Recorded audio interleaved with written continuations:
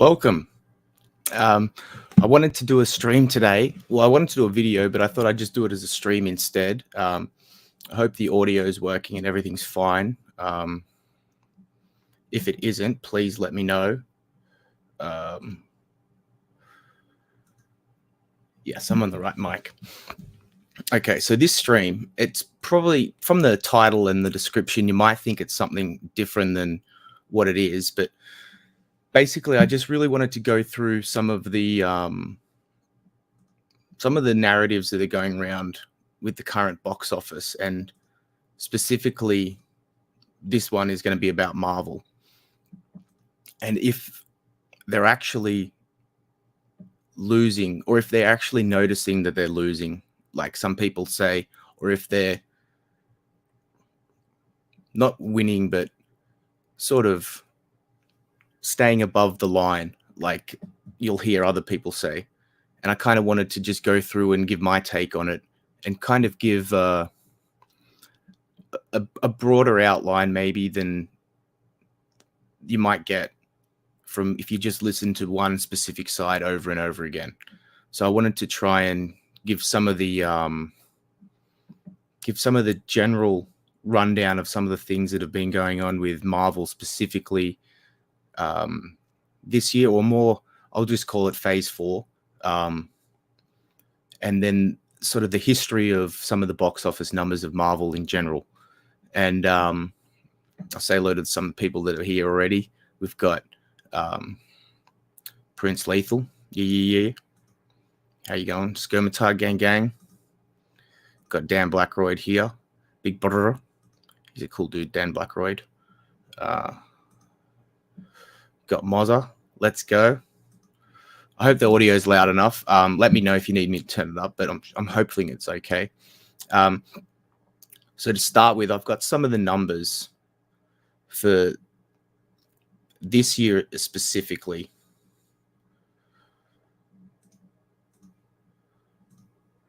And then I want to go through some of the past numbers for Marvel as well.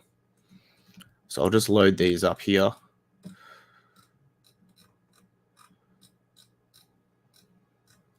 We've got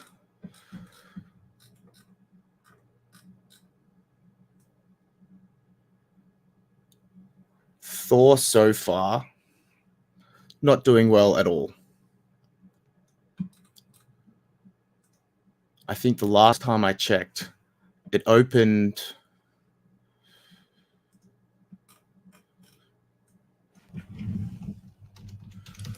Thor box office.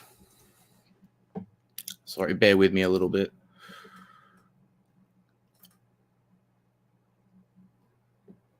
Yeah, so the opening, I think this was just domestic, but I'm not too sure. 143, which was touted as the franchise's biggest yet. But in comparison to what Marvel had done recently, not great. Specifically, when you line it up with something against Doctor Strange, you have a good shirt. Yeah, it's definitely better than Lyndon's. I mean, pretty much everything is, but I mean, you go with what you have.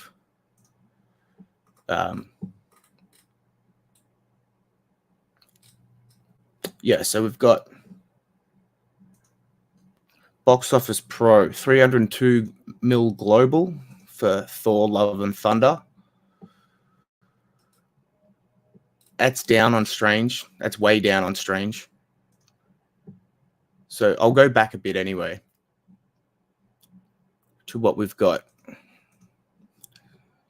comparison-wise in history. Now, people on both sides, the Marvel fans that have been touting Marvel for years and the people that have been hating on Marvel for years, both tout that Marvel has been this dominating force in the movie industry for years. And it has been in a way, but in another way, it's kind of been not the out and out powerhouse that you might expect. So, and if you saw my poll, I don't know what the results are. I can't see it yet. Sorry about that. I did it specifically for this stream, and I questioned it that way. The biggest Marvel, or your favorite Marvel movie that opened the biggest that year of any film that year. So pretty much all the Avengers movies except Ultron topped their year, and then Captain America: Civil War. And I'm not including Spider-Man: No Way Home because it was a joint production. So we've got Avengers: Endgame from 2019, and that was the double with Infinity War in 2018. Then we go back to 2016, Captain America: Civil War won that year, and then back in 2012, the Avengers won that year. But since the inception of the MCU in 2008 with Iron Man, pretty much, I think it was 2008, we've had The Dark Knight was that year, Avatar was 2009, Toy Story 3 was 2010, 2011 was Harry Potter and Deathly Hallows Part 2. Do not write anything about that, Mozza. Then we've got 2012, The Avengers, 2013, Frozen, 2014, Transformers: Age of Extinction, 2015, The Force Awakens. Then we get to 2016 for Captain America: Civil War. And then 2017, we're back to Star Wars: The Last Jedi. And then that's when the double happens, Avengers: Infinity War, Endgame. A movie from 2020, Kimetsu no Yaiba. I have no idea what that is. 2021, we get Spider-Man: No Way Home. And 2022, so far, we've got Top Gun: Maverick. And for the foreseeable future, that looks like it's probably going to take the top spot. Although it is a little bit low for a year topping movie, but this has been sort of like a down year following the other down years, with Spider-Man: No Way Home being a huge exception. But apart from that, so I wanted to just sort of show a little bit of a point that there have been other franchises that have top Marvel in this recent years. It hasn't really been until Infinity War and Endgame that they got that huge boost above the other franchises. And it was kind of like a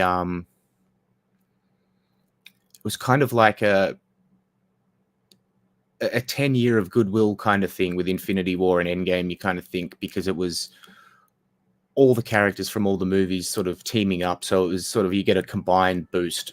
I might be a fan of Ant-Man. I might be a fan of Doctor Strange. I might be a fan of the Avengers. So putting them all together, it sort of just boosted up, and it sort of gave them that big windfall. Odd seeing Thor failing so much, considering it's got Chris Hemsworth, who's an OG in the MCU. And that's the other thing. So when you have movies like that with characters and they establish them so much, you get something like Ragnarok jammed just before Infinity War, which you have such a change in the character that I think reflects where the character is now in Thor, and where the box office is now in Thor 4.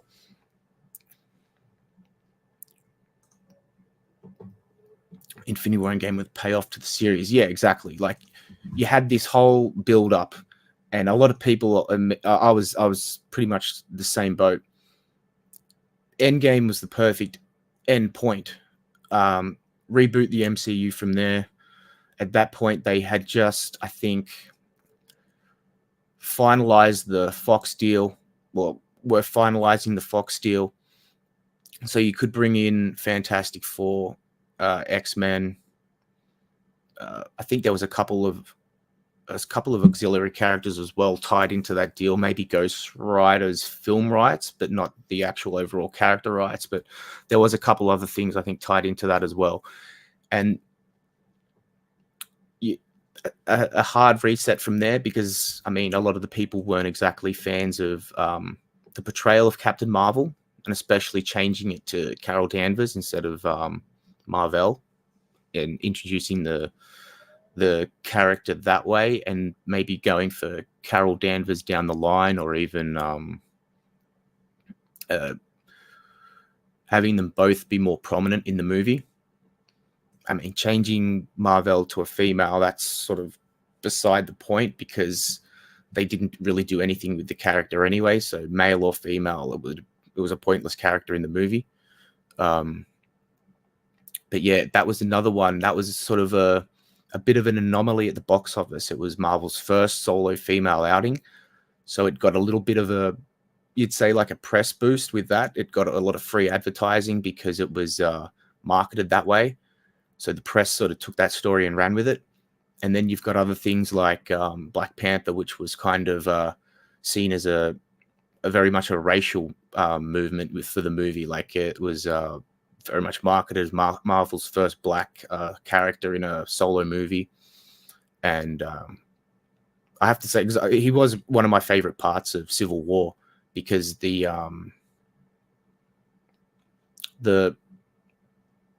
was very true to the comic books, the way they introduced that character. I mean, you could have started with T'Chaka a bit younger, and then you have T'Challa sort of more just taking on the mantle of the Black Panther. But I mean, I think he was sort of half established as the Black Panther already, and then he took on the role. But having him more as a not an auxiliary character, but a driving force of Civil War, and then you have his own solo movie that definitely helped boost it. And back to Captain Marvel, having them tie in that movie was so important to what was coming with Infinity War and Endgame and those sort of things. That offered it another boost as well. So you kind of have almost a little bit of false padding for those box office numbers. It got over $1 billion. Black Panther cleared well over $1 billion. In fact, I think if you look at the domestic numbers, Black Panther actually topped the year end. Infinity War came out in 2018. Yeah, they conveniently forgot Blade and Elektra had movies. Yeah, I know. It's funny how short memories are in Hollywood, and that brings me to another point. Because people say that the MCU is so far down now, and in actual fact, they're pretty much on par with where they were just before Infinity War and Endgame, except they're not establishing the characters properly in the universe. They're just sort of throwing new characters together and new movies together, kind of for, I mean, you could say for the sake of diversity, but I also think it's just for the sake of they didn't have a plan locked in for the for X-Men and Fantastic Four yet until they were finished with Endgame. They wanted, I think Kevin Feige's been said he had like a 5-year plan since when they acquired Fox that he wasn't going to bring the X-Men in for 5 years. And I think it's pretty much around that 5-year mark when it's coming out, supposedly coming out, the next X-Men movie. And you have things like Shang-Chi and Eternals. So they did really poorly. I don't think either of them really made money. I think Eternals may have made a couple of bucks. Black Widow may have made a slight amount of money. But by this stage, you've got Doctor Strange, which is a couple $100 million in profit. I think it ended up at about $950 million, which is short of the billion mark, but it's still it's still about $100 million ahead, or roughly, of where the last Doctor Strange movie ended. So for the character, it's a progression, but it's not the progression that Marvel wanted, and it's sort of fodder for people who bash every Marvel property. And it's also like it's kind of that halfway mark. So it's a touting point for people who shill, and it's a bashing point for people who grift. And that's what I didn't want to put off people when I put that in the title, shills. I'm not attacking anyone with this. I'm just giving my viewpoint. I watch a lot of different channels with a lot of different viewpoints, and for the most part, I agree with a lot of people say. I agree with their sentiment. I think a lot of people sort of push a narrative that isn't always there, like that Doctor Strange failed, or that everything is going to be the same way. I mean, there's a lot of indication that everything is going to go this exact same way. But another thing I wanted to talk about is the reason it could stay the same way is this a win or is this a loss for Marvel? I mean, you've got Thor. If Thor doesn't hit like its projections, I think were to max out about 650 million. If it doesn't hit 650 million, Taika Waititi is probably looking for another job in New Zealand, back making indie films, because I don't think he's going to get his Star Wars movie made, and I don't think he's going to get many more future projects at Marvel. But that's not just if it hits 650. It doesn't hit 650, and then it also doesn't hit, which is a long shot now, that it hits Ragnarok numbers. That's going to be pretty damaging for the character of Thor, be going backwards now. I mean, crossing over briefly to DC, we've seen Batman go from The Dark Knight, which was well over $1 billion, and then The Dark Knight Rises, which was well over $1 billion as well, down to BVS, which didn't clear 800, I think it was roughly 850 million. And then we had the new Batman with Robert Pattinson that had hit about 800 million as well.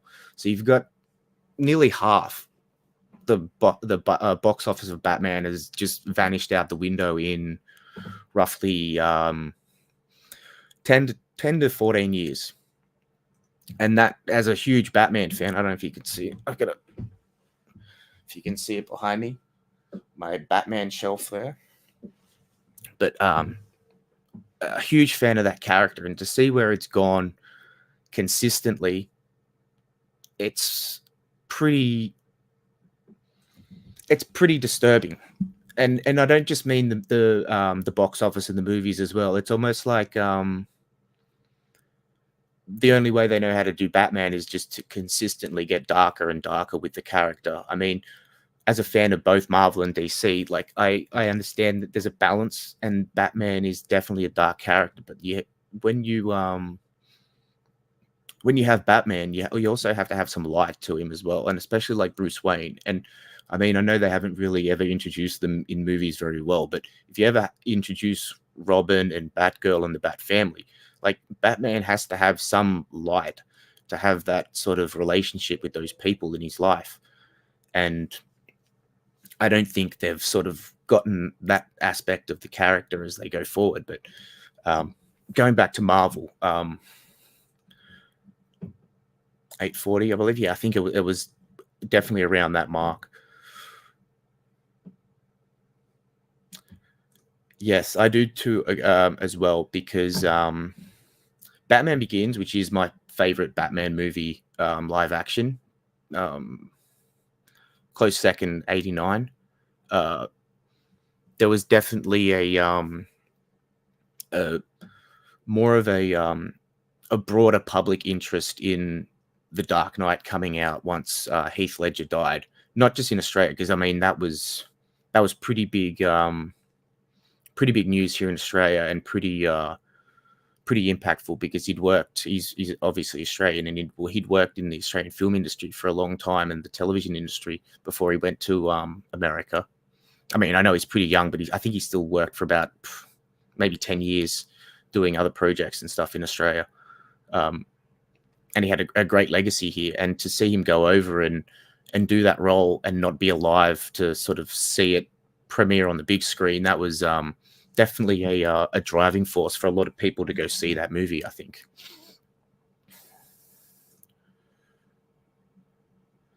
It's a black screen. That could be well, that was basically what they went for with AVP 2. If anyone's seen Alien versus Predator 2 Requiem, that was basically what the entire movie was, just a black screen. Yeah,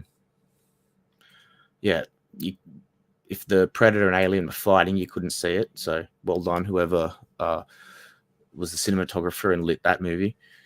But yeah, so back to Marvel. So yeah, with Thor, you see a character fall, and it damages the brand of the character, but it's just not the box office. Like in the movies, they have damaged that character pretty much beyond repair at this point. Like I haven't seen the last movie, so I can't tell you. I don't even know if he dies by the end of it. For all I know, he's Thor's out of the franchise by now. But I mean, you can't damage the character that much and expect anyone to take them seriously anymore. I mean, one of the things I've heard is they I mean, a lot. It's been touted. It's been reported for a while that Taika has this 4-hour cut of the movie, and they cut it down, and they removed most of the story elements, but kept most of the jokes. And I mean, that sounds like something Taika would do. I'm not a huge fan of his work. I've seen a few of his movies. I think his smaller independent movies are a lot better than his big budget movies. I absolutely hated Ragnarok.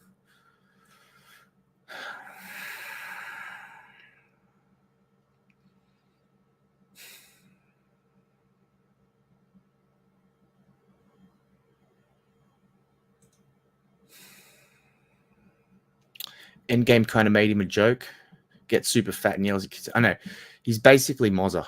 Thor in Endgame is basically Mozza. Fat, yelling at children on the internet.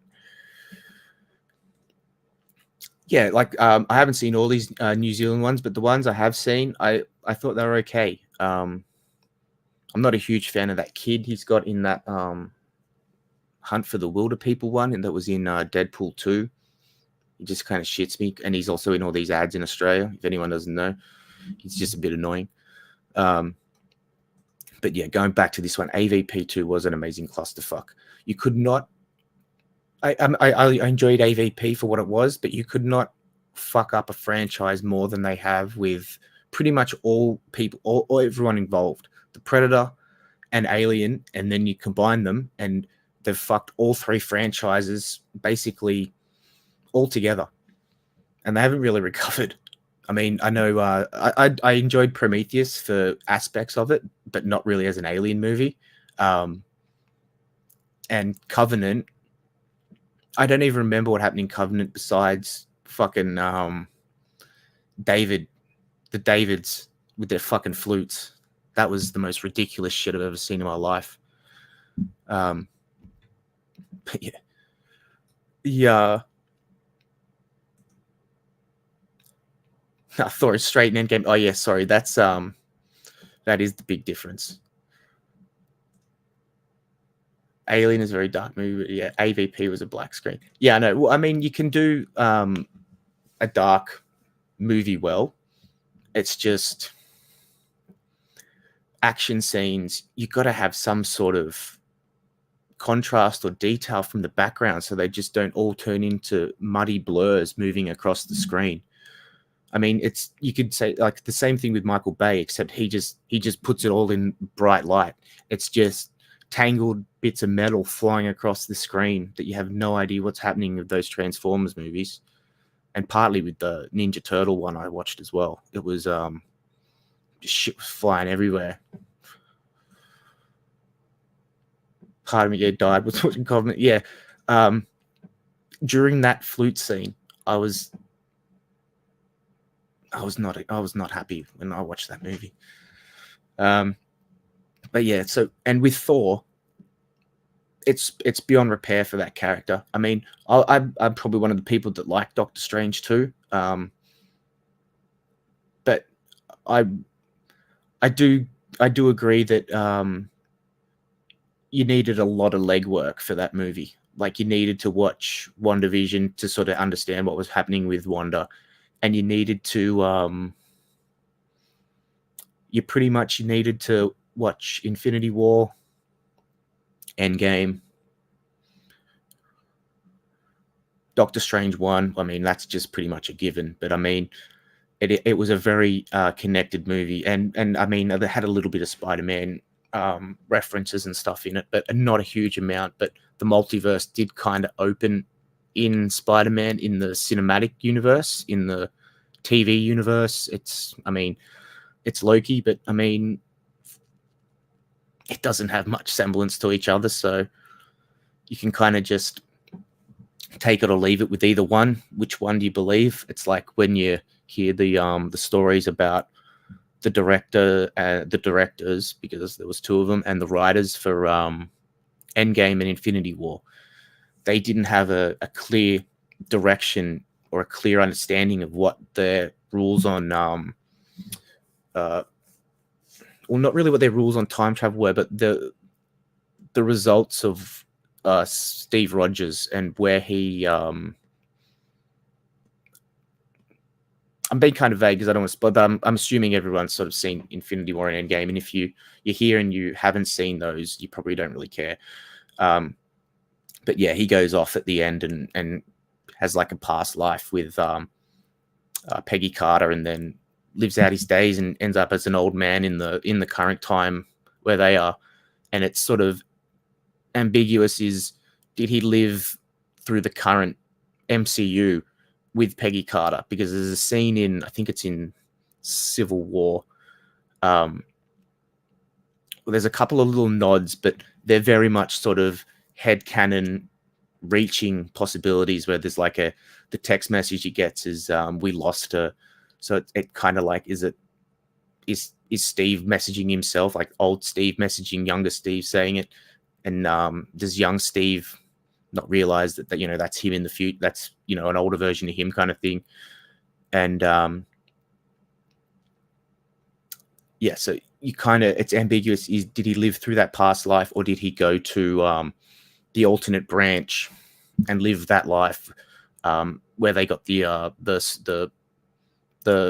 well, they went back to look for the stones and sort of when they went back to look for the Ant-Man formula, the Pym particles, and did he live on from there? So if you don't have a clear sort of indication from there, so what rules you're setting up there, you can't really expect them to know what they're doing with Loki in comparison to the other aspects of the universe. So that's one part where you kind of look at it and go, Doctor Strange is in a better spot, but is the and Loki's kind of in a better spot. I mean, I think he was better off just dying as he did, not coming back. But you have a definite swing now. So you've got it's pretty much an entire roster change.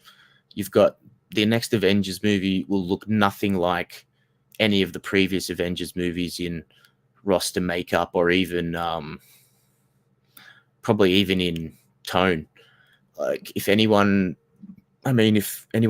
is insane and lets Taika or James Gunn back into the building to make more movies besides what James Gunn's already doing with the Guardian stuff, they're pretty much out of their mind. But that's Hollywood, and pretty much everyone is. So you can't expect much more.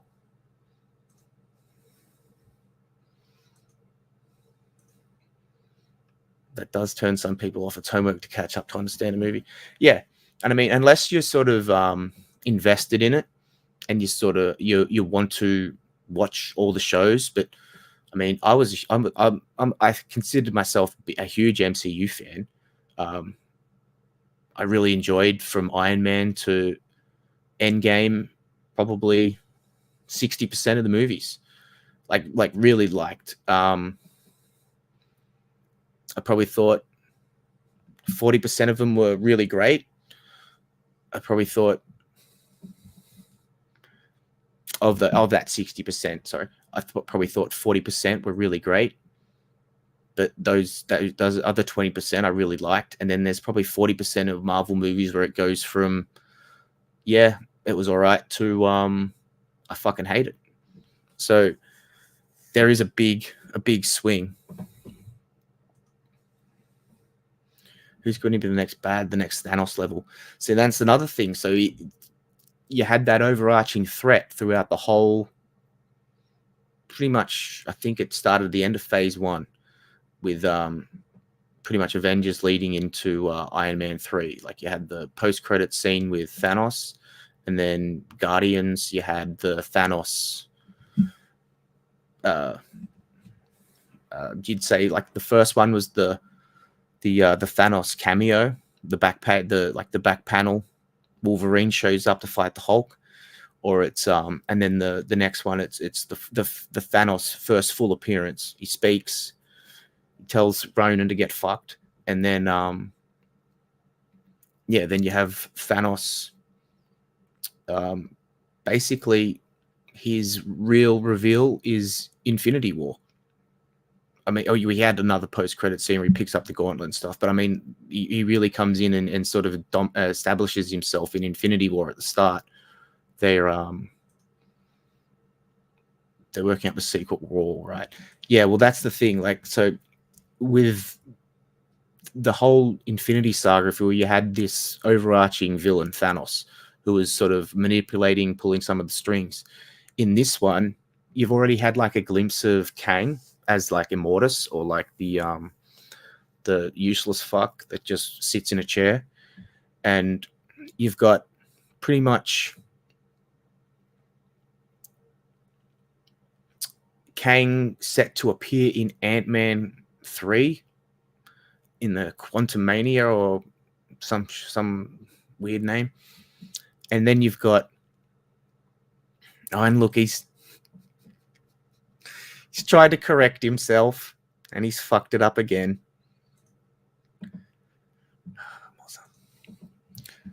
So I'm just kidding, mate. They've got Kang sort of in the wings, but he's so ambiguous and oblivious to anything that's really happening in the actual story. Well, it's THEY''RE, and I know you don't know what an apostrophe is, and I don't, because you don't know what a fucking exclamation mark is. So good luck with that one. But we've got Kang sort of waiting in the wings. I mean, if you've seen Doctor Strange 2, you know that Wanda was the villain of that movie, and which I don't mind. I mean, some people didn't like. I mean, in the comics, she's been the hero and the villain as many times as each other, and she works pretty much as well as the villain as she does the hero, but she's always more like the sort of the wild card, like the third party kind of thing. Like the X-Men are fighting Magneto and his forces, and Wanda might be sort of the reality changing wild card that's sort of you don't really know what she's going to do. So when you get Wanda as a villain moving forward, even though she sort of sacrifices herself at the end, that could be interesting because she is a big threat, and it sort of more contains it to she's not like a space threat. She's more of an earthbound threat, and but one that could branch out into the multiverse and sort of thing. What? I don't know, mate. I don't know. That's what I'm trying to tell you. But there's possibilities. I mean, if they bring in the X-Men, you could go Magneto. You could kind of go Apocalypse, Sinister.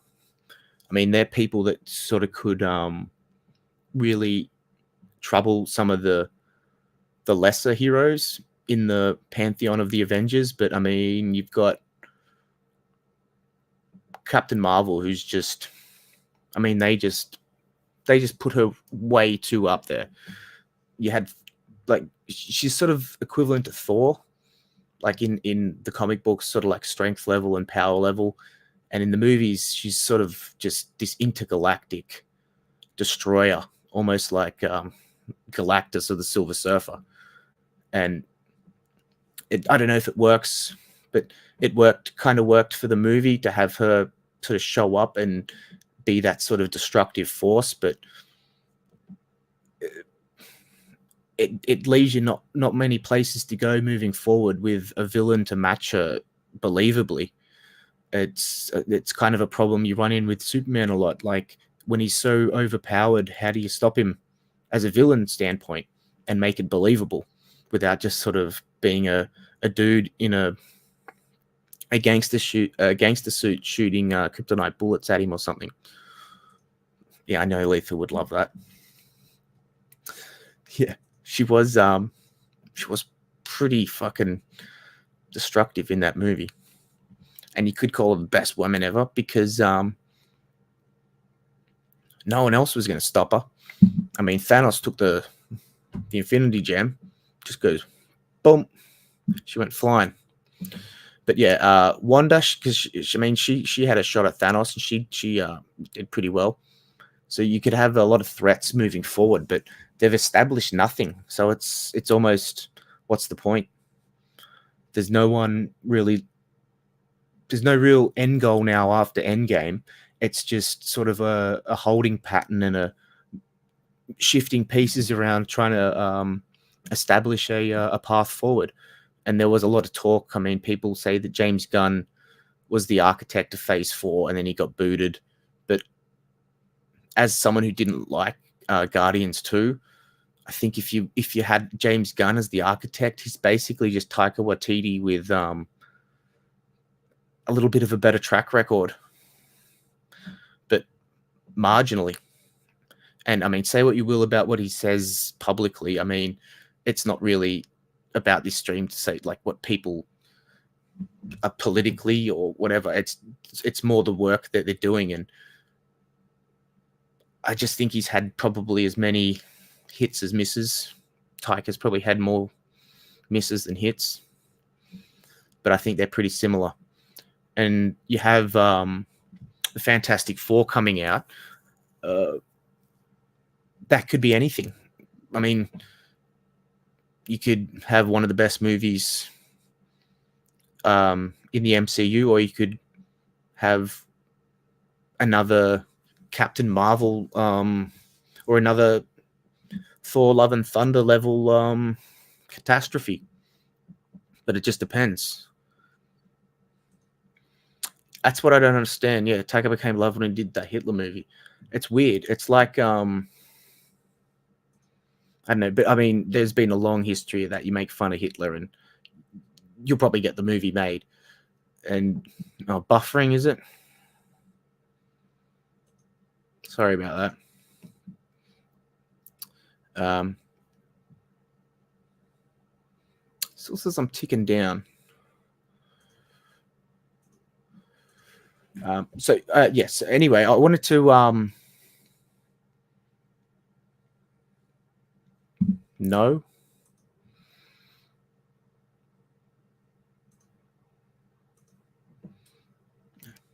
Never mind. And fucking idiot, Mozza. And the so the plan going forward, it's not a good outlook, but the MCU started it didn't start like a lot of people think they remember. Iron Man 1 did pretty well. But overall, Man of Steel beat it a couple of years later. Overall, I think Iron Man 1 still topped it domestically, which is strange for a Superman movie. Being the legacy of the character compared to Iron Man. I mean, one's vastly more well-known than the other. And you had Captain America and the first Thor movie weren't huge hits. They were around that 400, 500 million mark. And then you had Iron Man 2. But Iron Man was the sort of the golden boy for a lot of the MCU. You put Iron Man in a movie, it's probably another $200-300 more, $300 million more. Yeah, the Edward Norton one, it didn't perform how they wanted to perform. It was a decent movie. It did pretty well at the box office. It just didn't hit anywhere near what they wanted it to at that time, in comparison to some of those other ones. And then you had the long delay or the long startup to Ant-Man with the English dude who did the Edgar Wright. And then Ant-Man 1, it wasn't a huge hit. I'm just talking about these solo ones for now. The Avengers was obviously going to be a huge hit. Ultron, those ones were going to be hits. But a lot of these solo ones didn't start off the mega hits they are. So when people say that the MCU's failing, I don't know if they're failing, or if they're just sort of resetting back to what they were before Endgame, is as much as box office goes. And if the if the people in charge, like if Kevin Feige isn't getting the message that the MCU is definitely failing with a lot of these numbers, I don't think anything's going to change for the foreseeable future. I mean, drastic changes, like we're going to be getting back to maybe something like Winter Soldier, or I mean, I know a lot of people don't like Civil War in the communities I go to in like the live streams and stuff, but that's my favorite MCU movie because it's the continuation of the story of Captain America and Bucky. And yeah, there is a lot of the people that say like it's civil, and I agree, it shouldn't have been called Civil War. It should have been called anything else. But yeah, Civil War, it wasn't really. Maybe Civil War, Captain America, I don't know, but Civil War, because you immediately think of the comic book line Civil War, and it had slight leanings towards that with the Team Cap, Team Iron Man, but it really wasn't about the same thing. The people weren't fighting for the same reasons, and the teams were so vastly different, and so like Marvel didn't have a lot of the characters under their brand then, so you couldn't have had any of the X-Men and the Fantastic Four. I think they just scraped in to get Spider-Man with that deal with Sony, but I don't think he was always in the movie. I think the plan was to Black Panther was going to be a bit more beefed up, but I'm not 100% sure on that. That's just, rumors and stuff. Not enough to give Hulk another solo. Well, they don't actually own Hulk outright. I think they might now, but Universal owned Hulk. That's why there was always no Hulk solo movie with the MCU, because he was sort of like on loan almost to the MCU as a side character, because they couldn't get any of the Hulk movies to work under Universal. So they saw the MCU was taking off, and they kind of wanted Hulk. The MCU definitely wanted Hulk in their Avengers movie, so they kind of sort of struck a deal to use Hulk sparingly as a kind of like not a side character, but almost like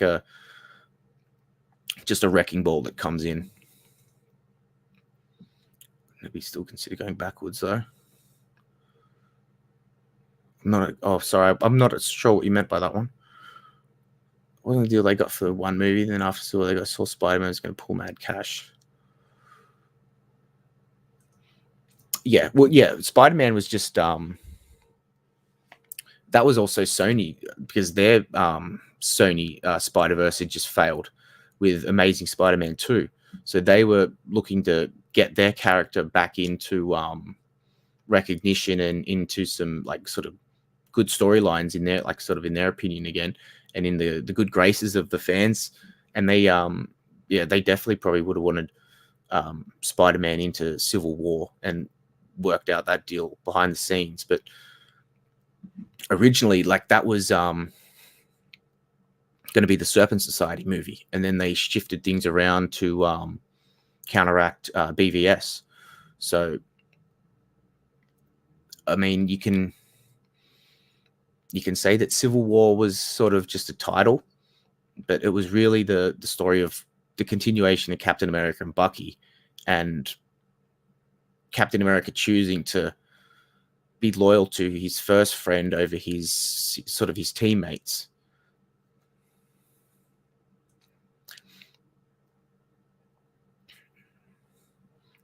Yeah, the Amy Pascal. If you ever want to laugh, just look up some Amy Pascal media interviews, and you'll be laughing for days. But yeah, so a lot of the early movies, the solo movies, they weren't the huge hits that they I mean, people say that like it was reported everywhere. Everyone would say it, that Marvel, it's $1 billion a movie, and it averaged out over that way for probably, I think, up until probably Shang-Chi or maybe Eternals. It was roughly about that, but it was because there was movies like Black Panther, Avengers, even Age of Ultron, Infinity War, Endgame, that really just pushed those numbers way up, and they sort of buffered those lower movies. Because, I mean, Ant-Man 2, I don't think that was a plan for Ant-Man 3 after Ant-Man 2 first came out. It wasn't until it was pretty much, I think, people had a good reaction to Paul Rudd in Endgame and Infinity War as well. I mean, was it the end of Infinity War they had that scene? Or maybe not. Maybe he wasn't in that. No, it was on none of the ends. He was just in the next movie, and then he went straight to came out of the van in Endgame. But people had a good reaction to Paul Rudd in Endgame, so I think that sort of pushed Ant-Man 3 over the line. But I don't think Ant-Man 3 was going to be made on the performance of Ant-Man 2. And then you've got but this is where it shouldn't be the same as before. You've had all this build-up and all this success. If you were going to continue with Endgame after Endgame properly, you've got pretty much 60 years of stories. I mean, there's a lot of stories in a lot of those early years that would never translate to movies. So you've got like roughly about 60 years of stories that you could go through. To just disregard a lot of that, that's not a good idea.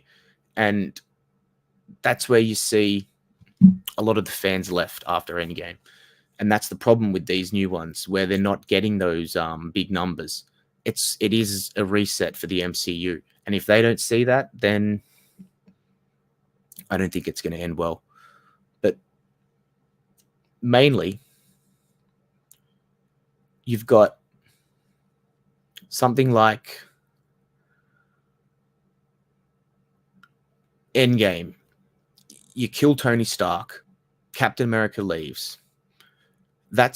And Thor's pretty much ruined as a character. If not in Endgame, in Ragnarok as well, and then later finally in Thor, Love and Thunder. That's that's 3 pillars of the MCU gone.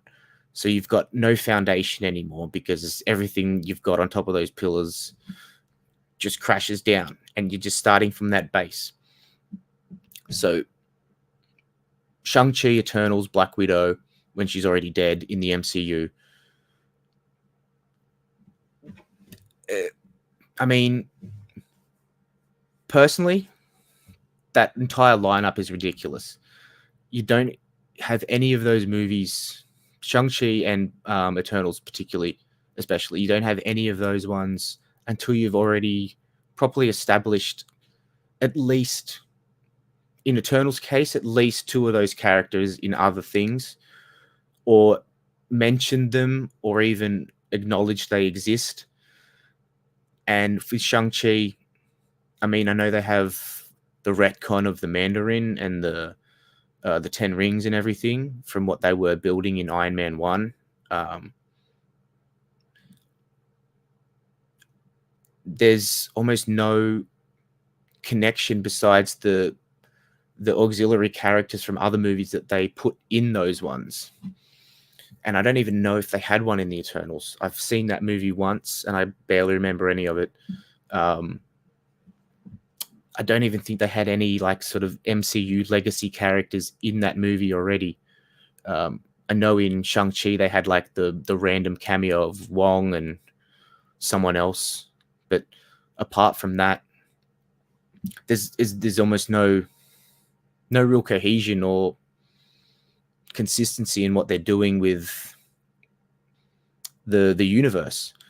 So to go from it's almost like they've gone from the bottom of the hill to the top of the hill, back down to the bottom of the hill.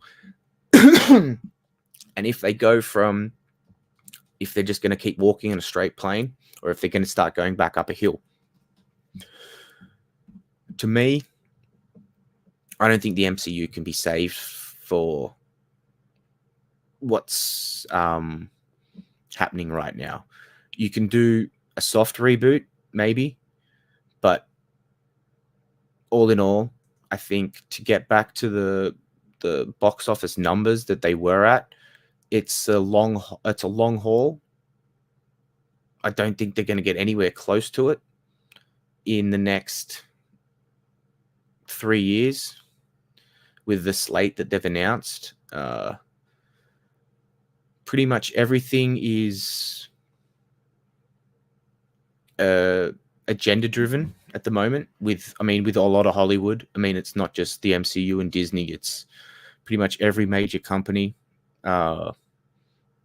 Entertainment wise, there's a lot of agenda driven things, and it's not just the agenda of making quality content and making money anymore. And that used to be the debate, was if making money or making good quality things, but now they don't want to do either. They just want to make stories for specific people or different agendas. And I mean, it's on both sides. I mean, you could say that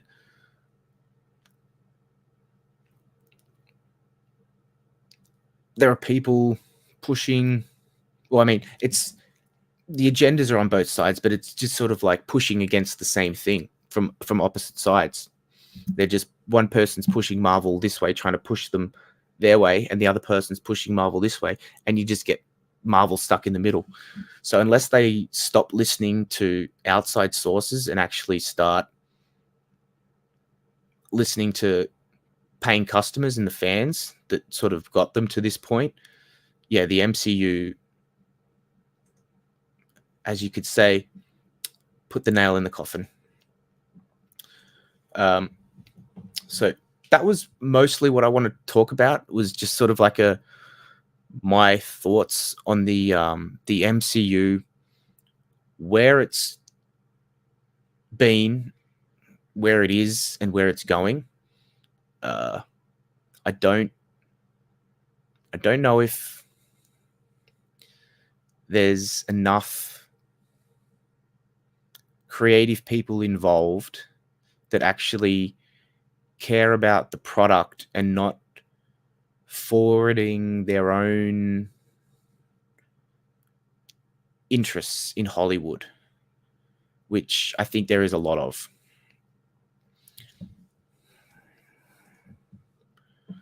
Do more streams like this. Well, I'm planning on it. This is the Marvel one. I'm planning on doing a DC one. I'll probably do more of like a broader Hollywood one, and then I'm going to be doing I'm going to be getting back to doing my individual movie ones, but I'm also going to be doing more broader ones. So like this, but I might just pick a director and maybe talk about more of their career and overall movies instead of just singling one out. Do it now.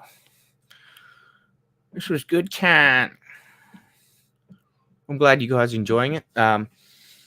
It was fun to just talk. As I said before, I was a big MCU fan. I saw every movie in the movie theater from Iron Man to Endgame except for Captain Marvel, but that was just because I'd seen the trailers and I knew what was coming in that. I knew they were going to fuck up Marvel, which is like, I'm not the biggest Marvel fan in the world. I haven't read all these comics or anything, but as a character, I was really interested in that character because he kind of the Silver Surfer is my favorite Marvel character, and in a lot of the books I read, Marvel kind of reminded me a bit of the Silver Surfer. So I was hoping to get a better version of that in that movie. But yeah, I saw all the movies up until Endgame, and I think I saw Spider-Man. I saw the Spider-Man ones in the movie theater after Endgame and Doctor Strange. But yeah, apart from that, I've pretty much checked out of the overall MCU. I watched a couple of the shows, Loki, WandaVision, Falcon and Winter Soldier, who is not Captain America. And then I didn't watch What If or Miss Marvel, but I was interested in What If because I did like that run of comic books. But I was waiting till the season ended to binge it because I heard there was a Marvel Zombies sort of arc in it. But then I think it's the second part of the Marvel Zombies arc isn't happening till next season. So I might just wait until that season comes out and watch all of them. That's my old man's favorite Marvel character too. Yes, I mean, fuck, Silver Surfer. I'm a huge fan of Ron Lim's artwork of the Silver Surfer, sort of like that late 80s, early 90s Silver Surfer run. I mean, that's where I first learned about Thanos and Galactus and what's his name? Drax the Destroyer, who they destroyed in the MCU. That's another reason I don't like the Guardians movies, is they completely ruined Drax. So is Miles Morales Spider-Man? No, Miles Morales is Miles Morales. Peter Parker's Spider-Man. Ben Reilly's the Scarlet Spider. And Eddie Brock is Venom. There's no other Venoms.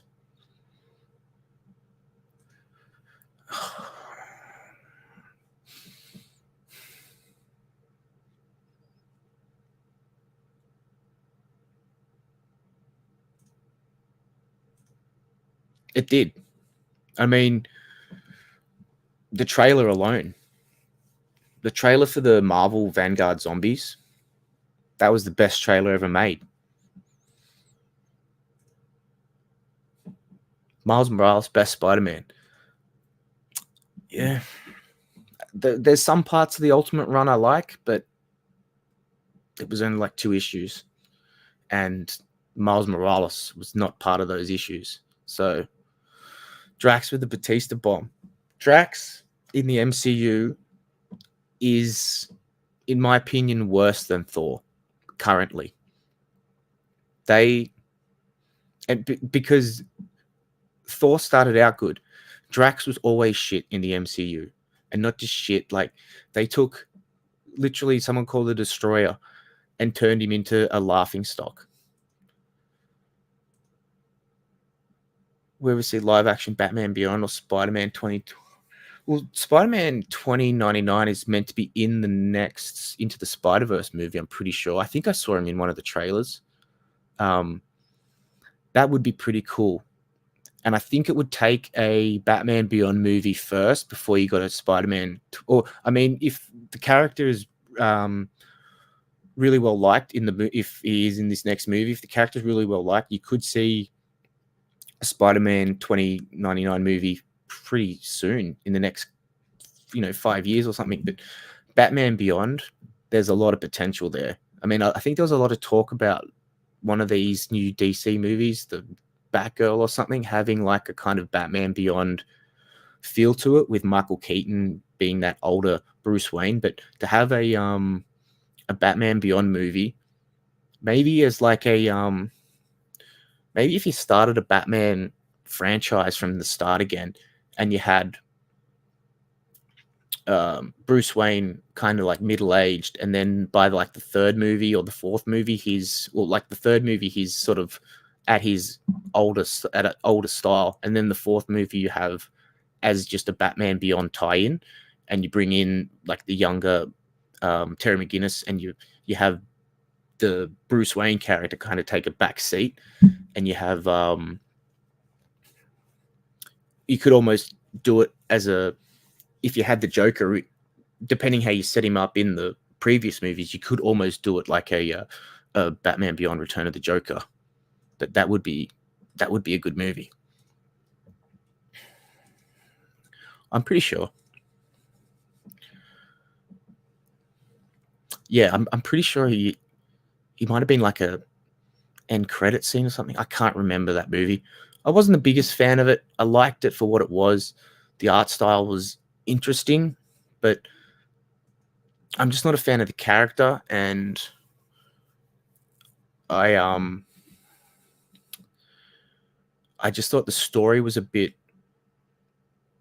soon to sort of. It was a lot early on for Miles.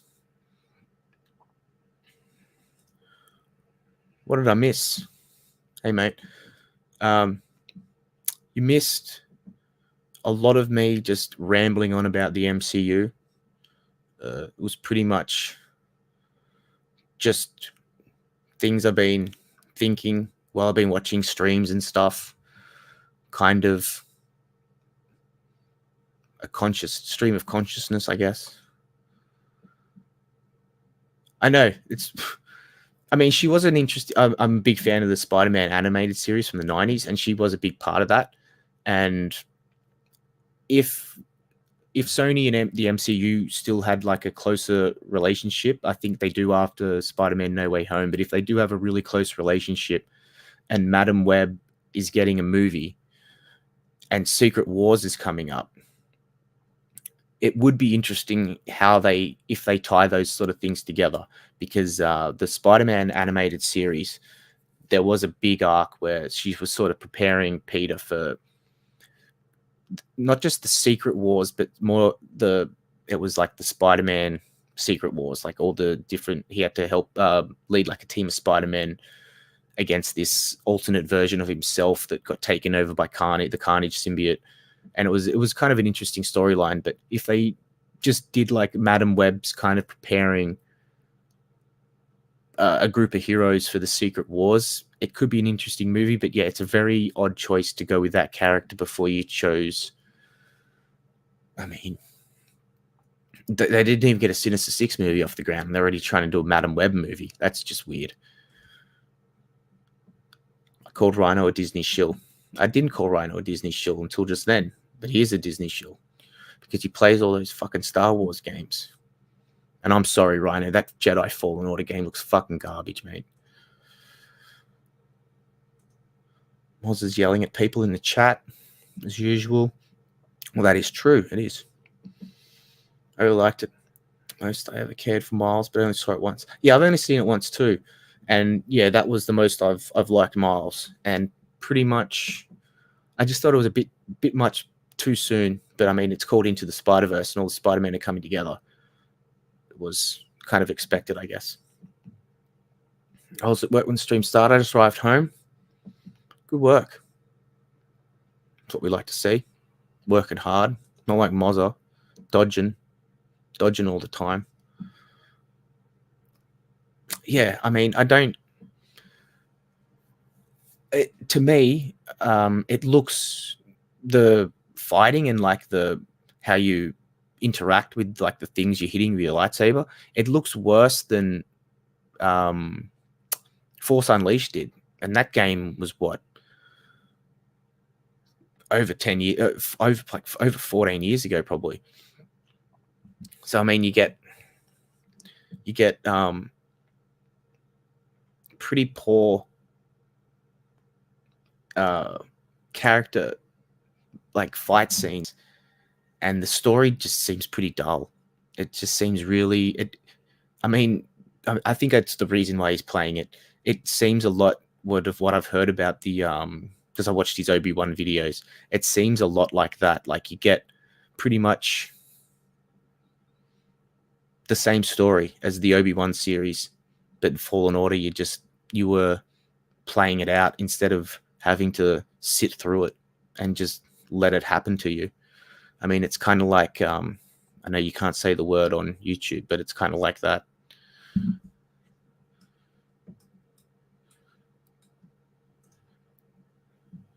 Yeah, he did. Moz has been beaten with a shovel by pretty much every employer he's had. It's the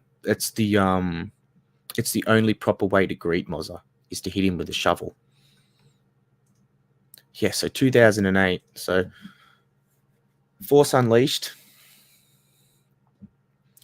I mean, that was a pretty cool game. I didn't like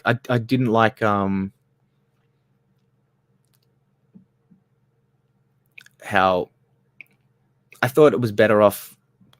He died. Well, I mean, he didn't get Vader to turn. because I thought that was a bit too close to the actual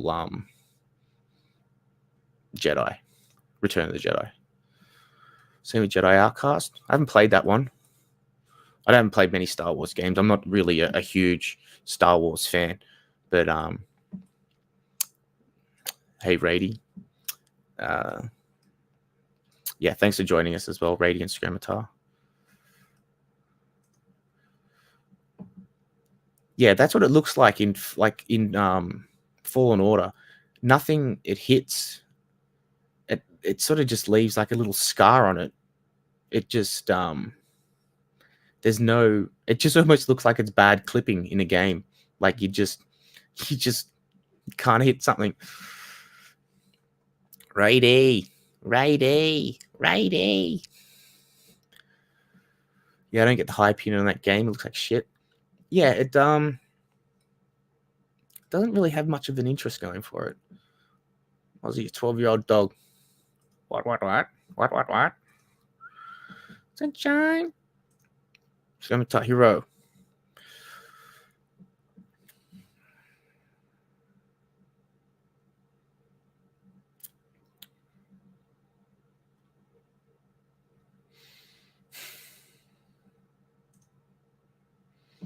Hello, Rady.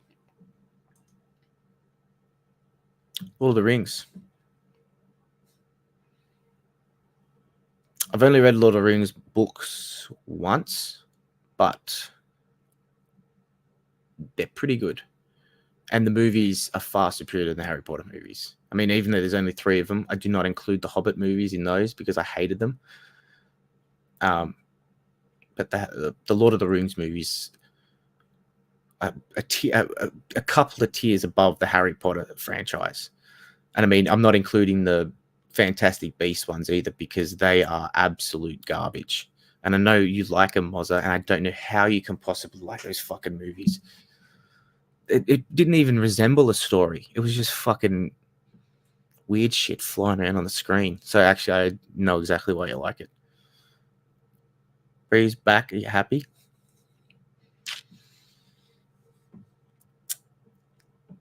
AVP 2 greater than Star Wars. I'd rather watch AVP 2 again than pretty much any of the new Star Wars movies. But apart from that, no. And I'm not a big Star Wars fan. Like my favorite Star Wars movie is The Phantom Menace. So, and my second favorite Star Wars movie is A New Hope. My third favorite Star Wars movie is Spaceballs. So, what does that tell you about my opinion of AVP 2? Because I know people in the chat are probably hating me for saying Force Awakens. Oh, not Force Awakens. Phantom Menace is the best Star Wars movie.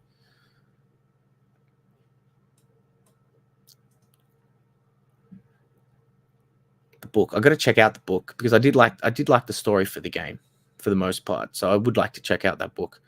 I actually saying I'm not a Star Wars fan. I ordered a couple of Star Wars books this week that I'm hoping should arrive. A couple of the old EU novels.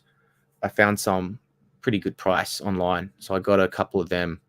I think the one that should be coming tomorrow is Shatterpoint, which so I do I was a big fan of Mace Windu in the Star Wars movies, so pretty much anything that expands his story or gives him more of a story, because he wasn't hugely utilized in the movies, so to actually flesh out that character would be interesting to read. But the other one is because I'm a big fan of Phantom Menace, I've been wanting to get the Cloak of Deception, I think it's called. It's or Veil of Deception, maybe Cloak of Deception, the one of the Qui-Gon ones. But yeah, that's another one I'd be looking to get.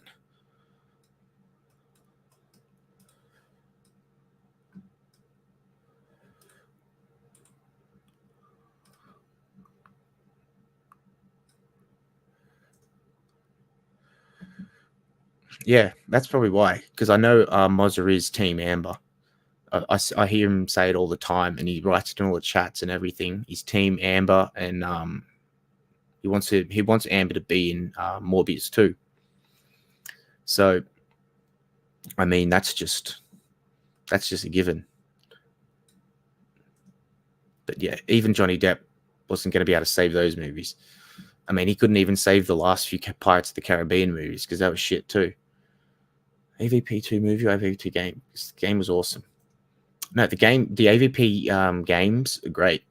The movie, the first one's okay. The second one's terrible. But the games were brilliant. I only played I played the PC one, and I had the one on PS3.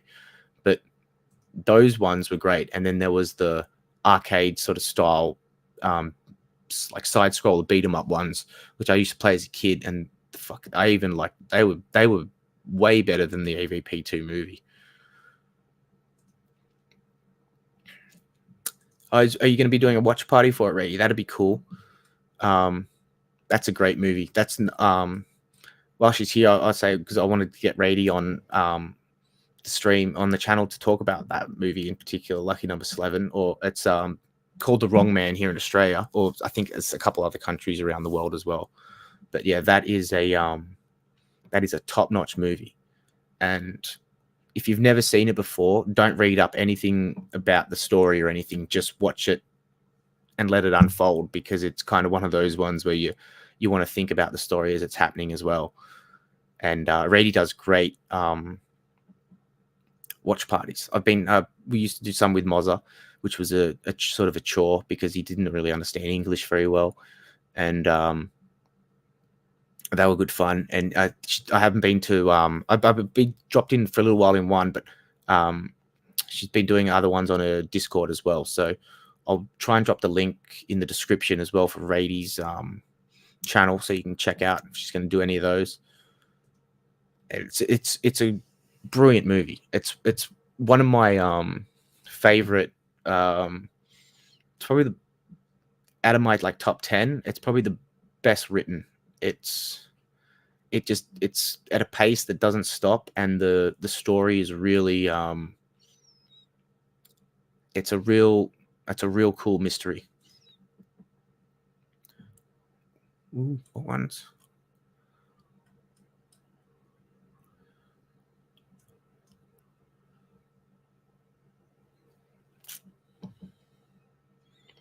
What are you going to do, Lyndon?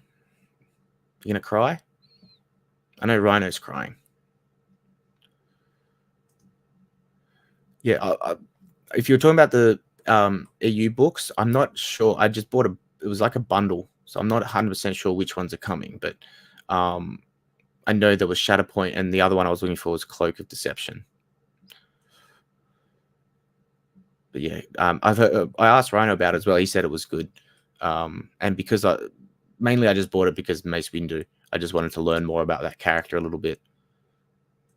Fish. Yes, Lyndon is a fish dog. A dogfish. Like Moz is a rat dog. Lyndon is a fish dog.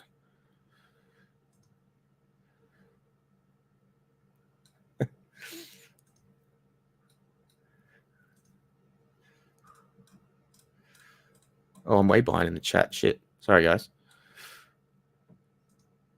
Mozza should get banned from all the chats. Yeah. This is the comment of the evening right here. That is a fact. Yeah, so Rady's be doing another watch party. So yeah. Are you a mod, Rady? I can't see through StreamYard. But if you're not a mod, I'll make you a mod later, and then I will put your link. Or if anyone's a mod and they got her link to a Discord and she allows it, put in the chat, because yes, Rady's Discord is great for watch parties. And yes, absolutely. Hudson is here. G'day, Hudson. Hassan, how you going? Chocolate SJ.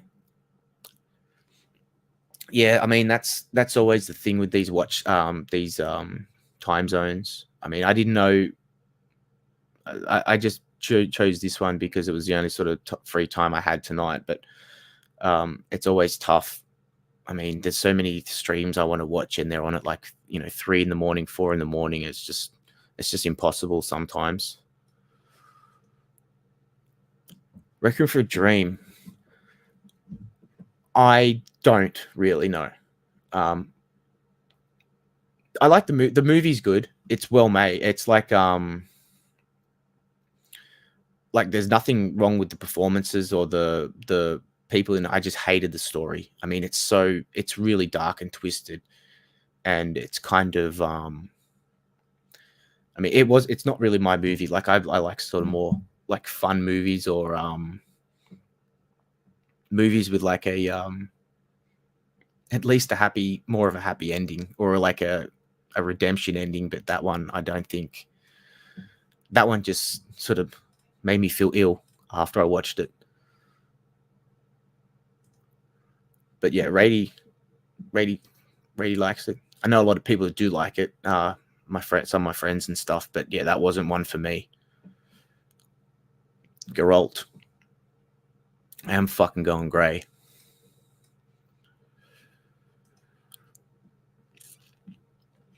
There's just something wrong with you, Mozza. Something's wrong. But yeah, Batman 89, top quality movie. Oh, excellent. If you want to drop your Discord link or your Twitch link or your YouTube link or anything, go ahead. Any of the mods do the same. Yeah, I know. That's very specific why Mozza is not a mod here. There's a very specific reason.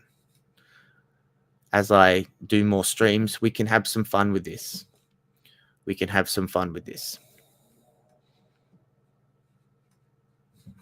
Someone's in agreement.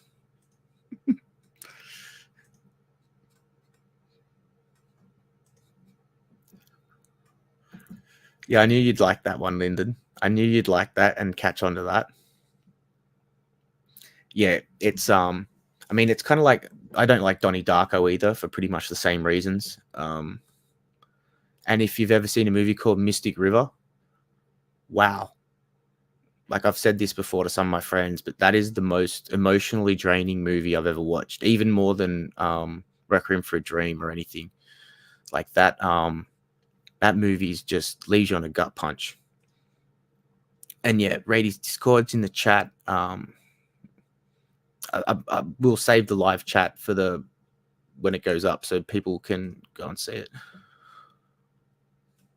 You finished Blade, Mozza. How can you not have seen Blade yet, Mozza? Come on, mate. Like,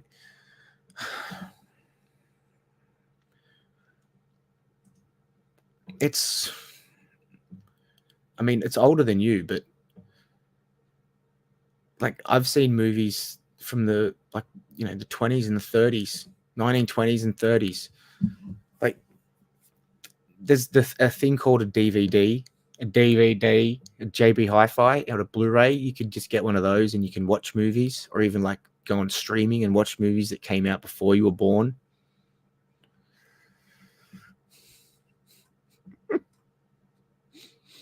Well, they are best friends. They both saw the movie 6 times.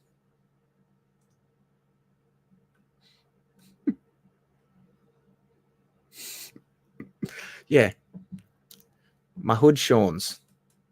All my hood Shawns. It keeps jumping on me.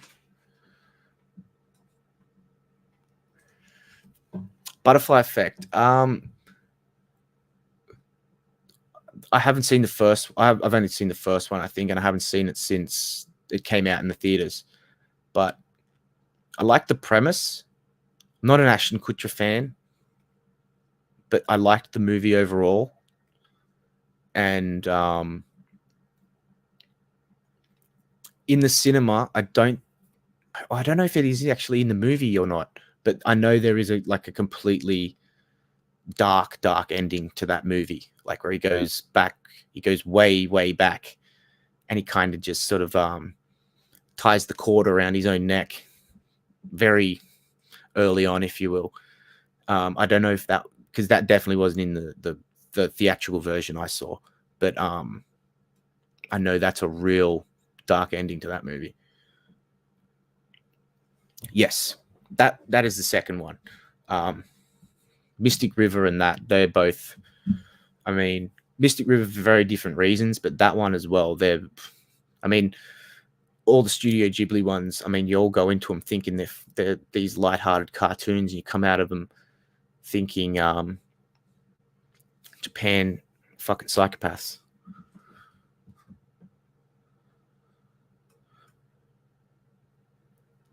Yeah, I know. It's just weird. It's just weird. A DVD from JBI5. Find a DVD. Chinese noises. Yeah, Mozza sounds Chinese sometimes when he's making those fucking gronk noises. And when he's trying to read the chat, it sounds like he's saying Chinese. The Wire or Oz? Well, I haven't seen The Wire all the way through. So the Oz, because I have seen that all the way through, and that is an awesome show. Schillinger was fucking terrifying. And like watching that, I knew J.K. Simmons, he was going to go on to do huge things. Like he's a fucking awesome actor.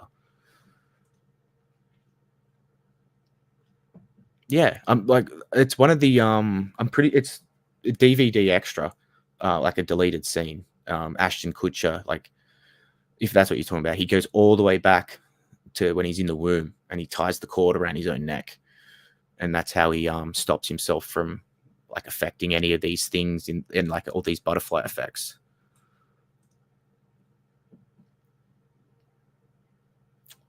I have to check out The Wire. Everyone I've heard like pretty much raves about it. It's one of those ones I will go back and do a long watch of. It's kind of like there's like, I know you like it as well, The Shield, like the Oz and The Shield. Around that time, I watched The Shield. It was on Channel 10, I think, here in Australia. I watched that every week it was on, and it was one of those ones where it was randomly. I just turned on the channel and it was just about to start the very first episode, and I watched that first episode.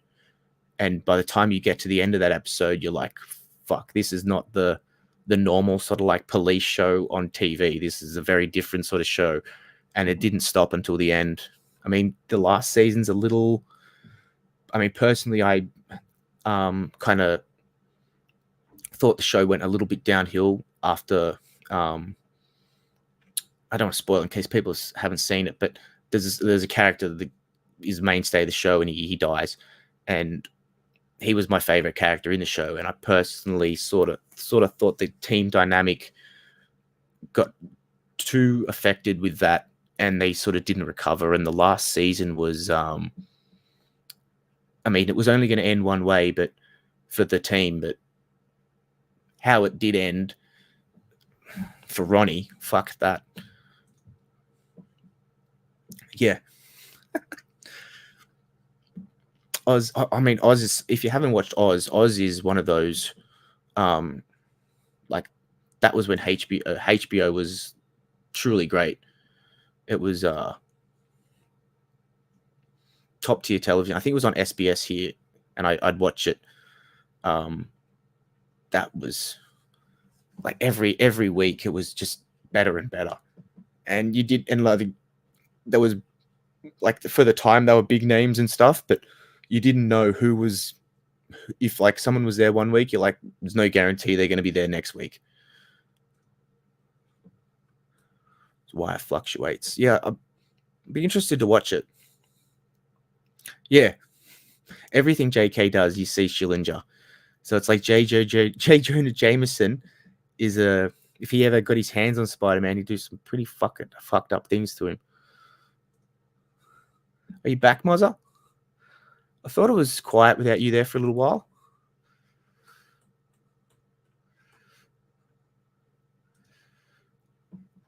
I know worries, son. Thanks for dropping by.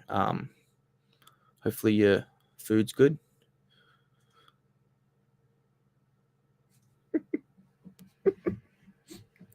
Yeah. yeah, it's that's another show. If you haven't seen The Shield,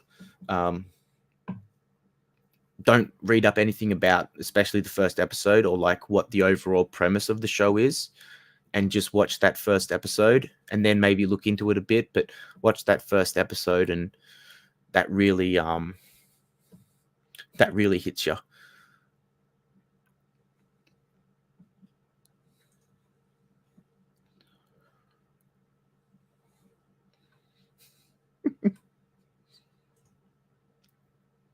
Why is Shield not as better?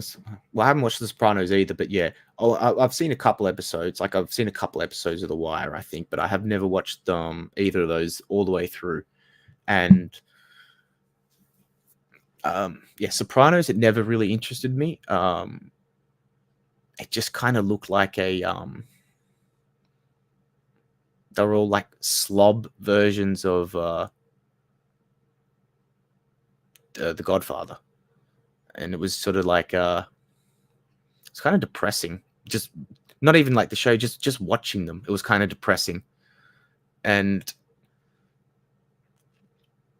there was another one.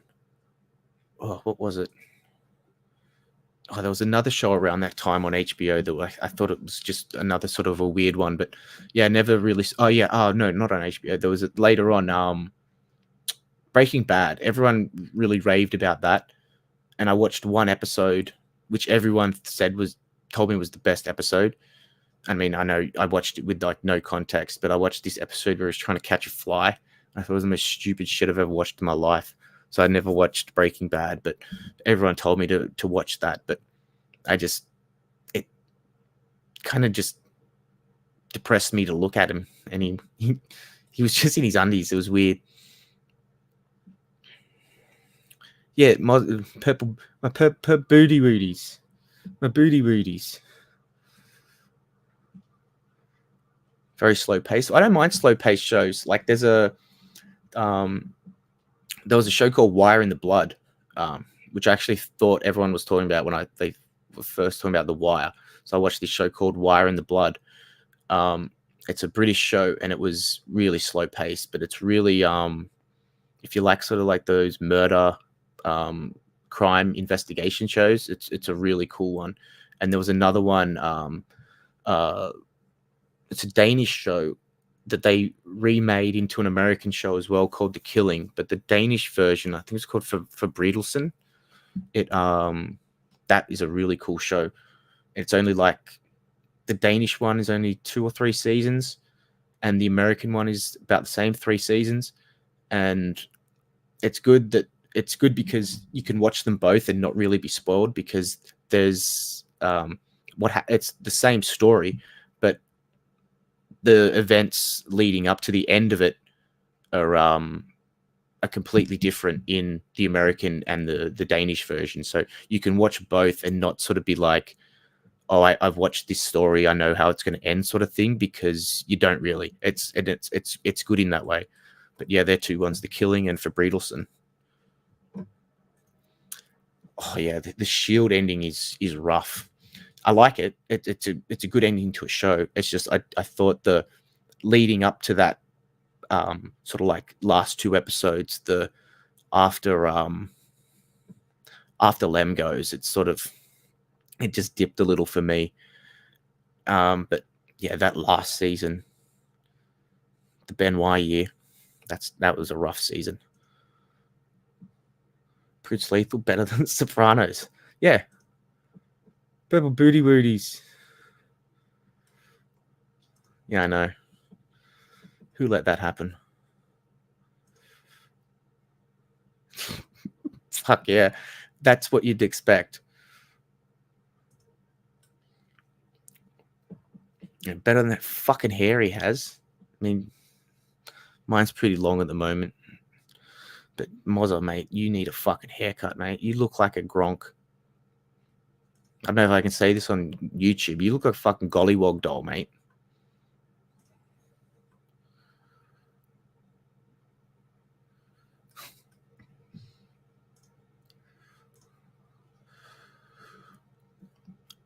Yeah, I know. People's told me that as well. Or people have said it was the best one or their favorite, but I understand it's a pretty bad episode to watch as like your first episode into Breaking Bad, but in my defense, every time, well, I'd go to watch it when it was on, I think SBS here at the time as well, where most like sort of the cool American shows go that don't have like huge followings at the start or whatever, like the niche sort of shows, but the quality ones sort of went to SBS for a while. And then like the big budget, like CBS, NBC, ABC, all those sort of shows kind of went to our 7, 9, and 10 here, like our regular networks. But yeah, I understand that's a bad one to watch. But every time I'd go to watch Breaking Bad on SBS, it was that same fucking episode was on. So I couldn't get away from it. So I couldn't watch any other episodes. So I don't know. Yeah.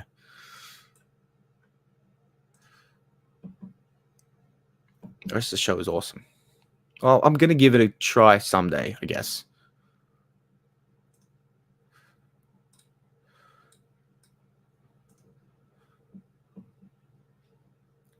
No, you've told me about that one, but Rady, I haven't seen it. I think I've heard it. Other than you've talking about, I think I've seen like maybe like half an hour of it, because I'll give them another plug. SBS. That's where all our foreign movies were. There'd be like every Friday, Saturday night. There'd just be all foreign movies. And SBS.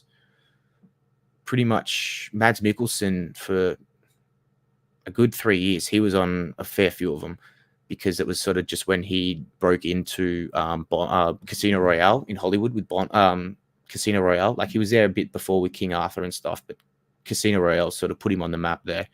And like they'd do like sort of like prominent actors, foreign actors from Hollywood that were breaking into Hollywood. They'd do like sort of mini marathons of their movies over a weekend or something. And they'd always sort of play his movies. And the first time I saw him, I think was King Arthur. And I thought he was my favorite character in that. I think his name was Christian. And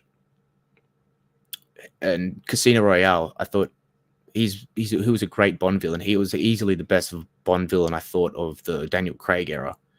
And yeah, he always does really quality work, but that's not one I've seen all the way through, if I have seen any of it. But it's one I'll check out. There's another movie called The Hunt, like a Hollywood one with Benicio del Toro and Tommy Lee Jones, where they're like two former special forces operatives, and they're like, Tommy Lee Jones was the teacher of Benicio del Toro, and del Toro like goes rogue in the forest, and like Tommy Lee Jones has to hunt him down. And that's a pretty interesting one if anyone hasn't seen it, because that's got some real sort of like, they do a lot of the real action themselves in it and stuff, and it looks realistic. My hair is good. Yours is not good. Listen to Rady. Yeah. Yes. I don't even know what that is. Is it car? Police. Okay, maybe. Yeah, I know. I mean, I've heard a lot of the stories about it. There was I mean, Robert Meyer Burnett, who I've watched him on the internet for I don't know how long now. But he back when he's AMC days, he has like a little bit of tells like little bits, like tidbits of the story of like kind of how that happened. Like they wanted to move away into Clarice and stuff, and I think Brian Fuller was kind of promised the new Star Trek show Discovery, and they kind of fucked him over on that.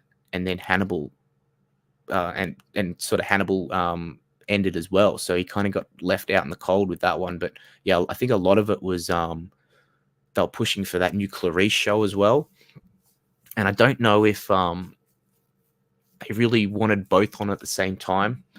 Like, I know the people who own the rights, they're very different. Like the people who own like when they were making that Hannibal show, they only really had the rights to Red Dragon, and they couldn't use Clarice or any of the stuff that happened in those other books. So Clarice, but I don't know if Clarice could use any of the stuff in with actual Hannibal Lecter. But it was one of those things where Hannibal was a cool show. I didn't watch all of it. I watched the first season. It was cool, but I don't know how much I watched of the second season. I watched a fair amount of it.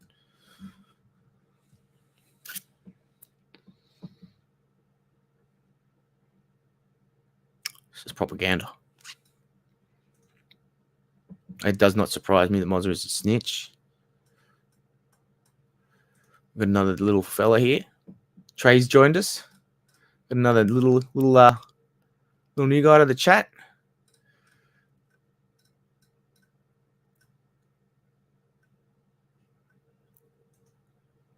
Yes, that's what I wanted to see.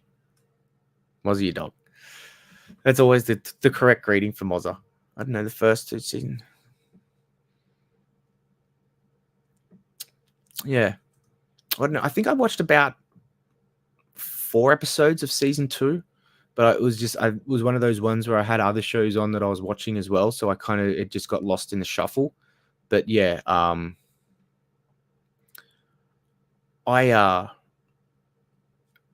thought it was really cool. It was it was Red Dragon. If you've seen the movie Red Dragon or the book Red Dragon, it was just like sort of an elongated version of Red Dragon. But apart from that, it was it's much better than the movie Red Dragon for sure.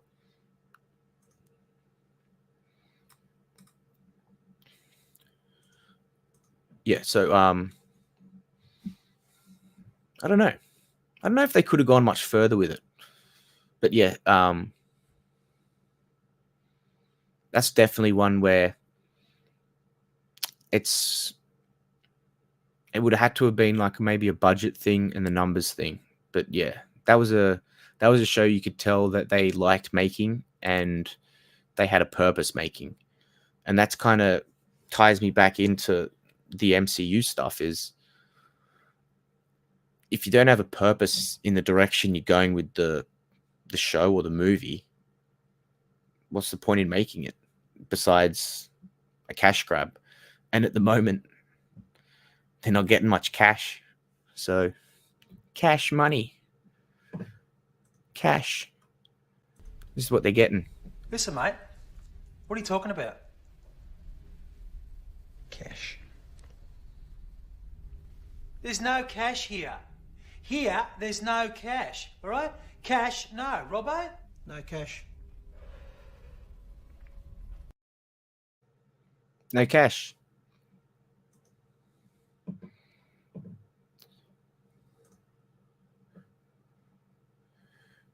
Kamala's a mutant. Well, if you spend that much time next to Joe, something's bound to happen. No cashier. Yeah, I know. It's yeah, but I mean it's been that way for quite a while, and if anything is going to change, you've almost got to just cut everything off, like, and just bleed them dry, and then wait for them to fall by the wayside and someone to rebuild. But I mean, you're never going to stop an industry like Hollywood just by doing that because they're too big. And I mean, I know people say, too big to fail and stuff like that, but they kind of are because they're always going to have a source of income because there's always going to be people. I mean, Top Gun's a big example. Everyone rails against Hollywood and everything, but people go out and see Top Gun. It's kind of like, and I don't just because you can go out and see any movie you want and enjoy it, but I mean like people actively pushing Top Gun, like it's going to save Hollywood. I mean, if it does end up being the biggest movie of this year, it's a little bit of a high movie. And I know we're coming off some pretty lean years off Hollywood, but if it is going to be the biggest box office earner of this year, it's a little bit of a low number to hit. And I mean, Hollywood won't die by just kind of marginal numbers. Like it'd have to be like every movie that came out from a studio would have to lose big for them to fail, and it's not going to happen. And the only way to really hit them in stories is you can not see them, but it's going to take years. So I mean, if you can wait them out, try and wait them out. But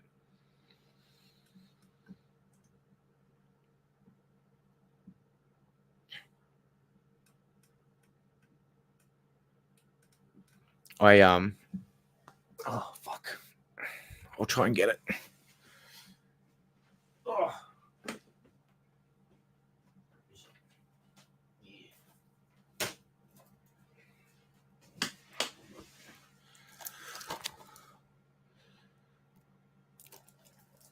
I got this delivered from JB Hi-Fi the other day. Got my DVD, my Blu-ray DVD.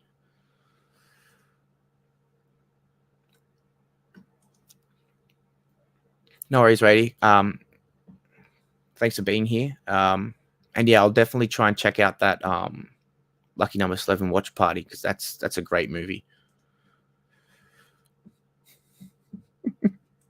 Yeah, I know. Kamala Khan. I don't watch Miss Marvel, but it's one of those ones where you hear people say that it's part of the tide turning at Marvel.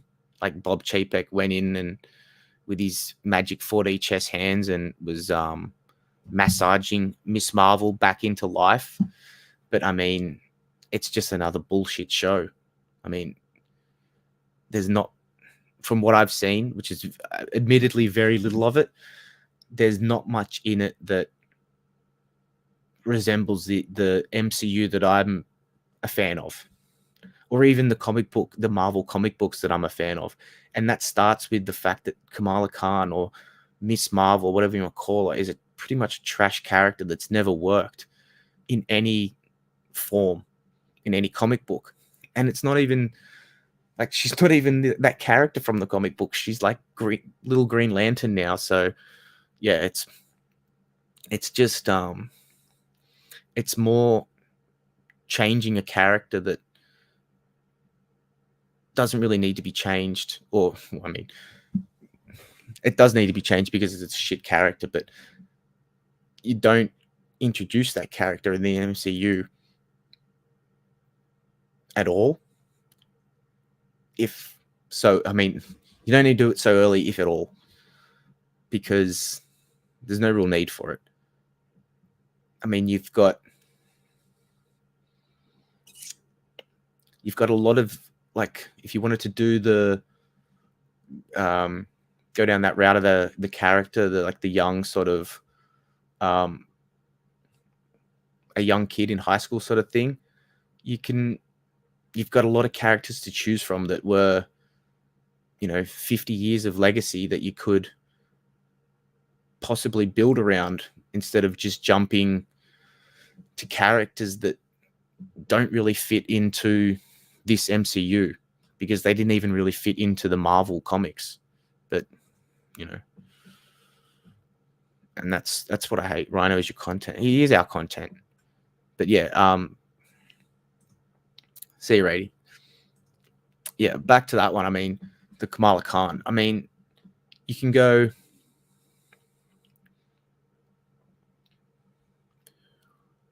She's only really there as kind of like an agenda, or like a diversity kind of character.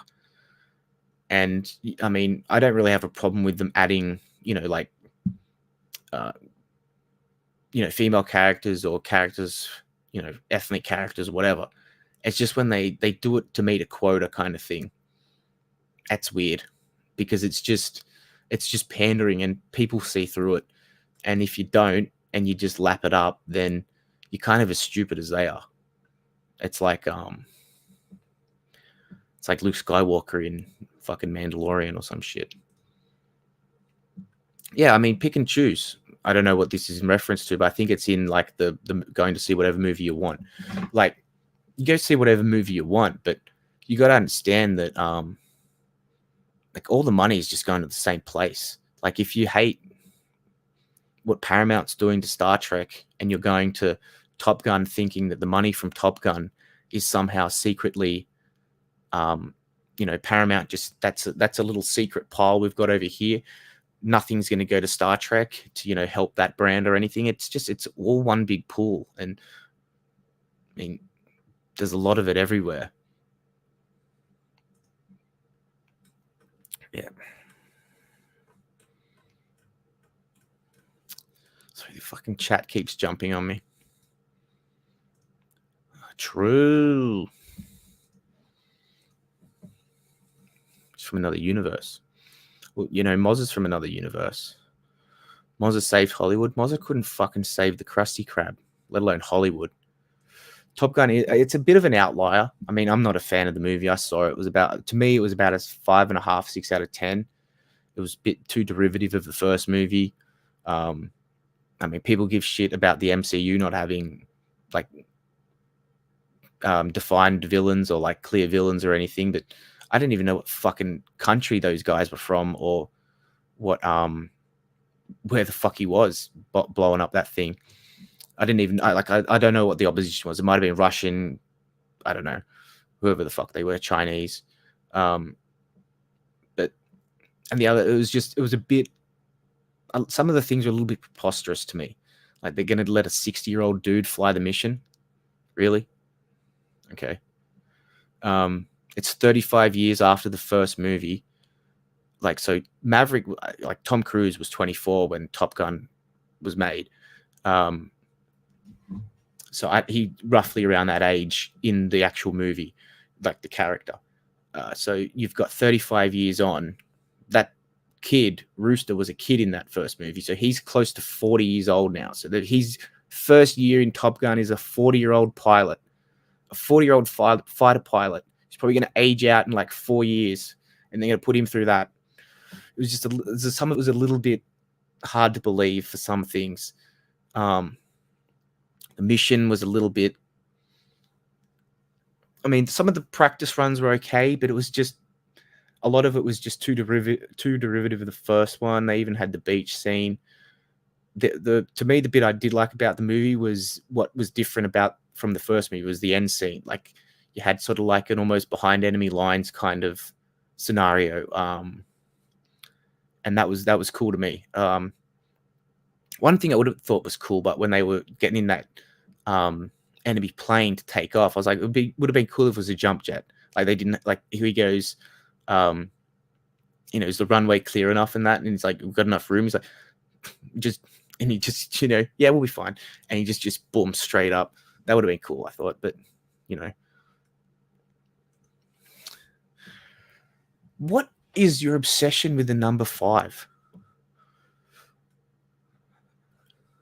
And I love it when you correct yourself. You don't even correct yourself properly.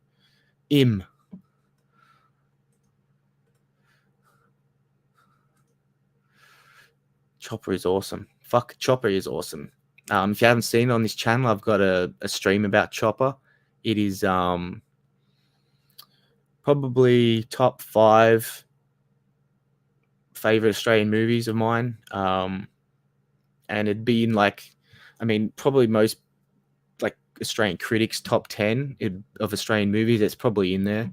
It's Eric Bana's best role. It's the one that it definitely propelled him to Hollywood. Like it got him Black Hawk Down, a lot of other big movies where he sort of had smaller roles in them, but he that movie launched him to Hollywood. And it's a shame he didn't sort of show that kind of work. Like he did a lot of like he did the Hulk, and he did sort of cheesier movies for a little while, but he did some more hard-hitting stuff, but a lot of them were military, where he's sort of playing a more hard-edged person instead of like the sort of the loose cannon that Chopper is. And it was a bit a shame he didn't get that those sort of roles. But there is a cool movie. I think it's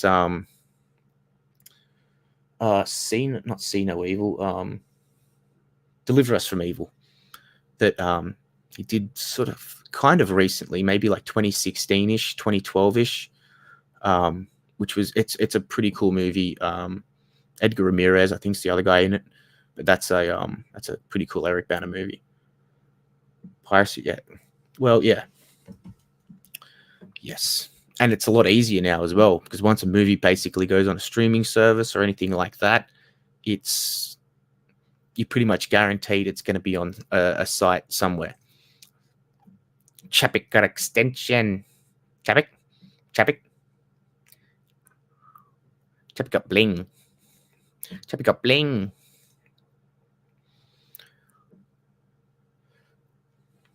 It must be bad then. Like I was saying before, I don't know if you heard. Like I'm a huge MCU fan. I've seen all the movies in the theater from Iron Man to Endgame except for Captain Marvel. I watched Loki, WandaVision, Falcon and Winter Soldier. Didn't watch Miss Marvel or What If, but yeah, if I can't even get excited to watch like a Marvel show, and like I was excited to watch What If, it's just I wanted to binge watch it, but I can't even get any interest, any excitement to watch Miss Marvel at all because it just looks trash. Chappie got bling. Chappie's got all the bling. We watched the Brie Larson cameo. Well, that's probably the best part of the show, to be honest. Yeah, that's how Chappie got his bling. Trey knows what's happening. She saved the show. She saved Hollywood. Well, I mean, feet that big, you could put all of Hollywood on those feet. So it is, yeah. I mean, once it sort of everything becomes corporatized, like the creativity goes and it like I was saying before, it becomes more about making the money. But now it's kind of, they're not even seemingly worried about doing either. They're just worried about either pushing an agenda or pushing in some sort of ideology or, mindset instead of just doing what sort of either got them there or built the industry.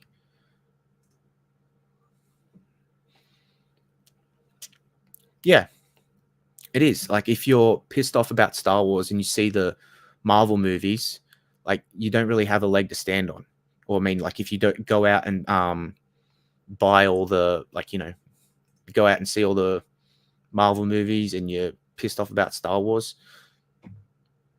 Like I was saying, I'm not a Star Wars fan. Like I like the movies, but I don't really know anything about like the extended lore or anything like that. But I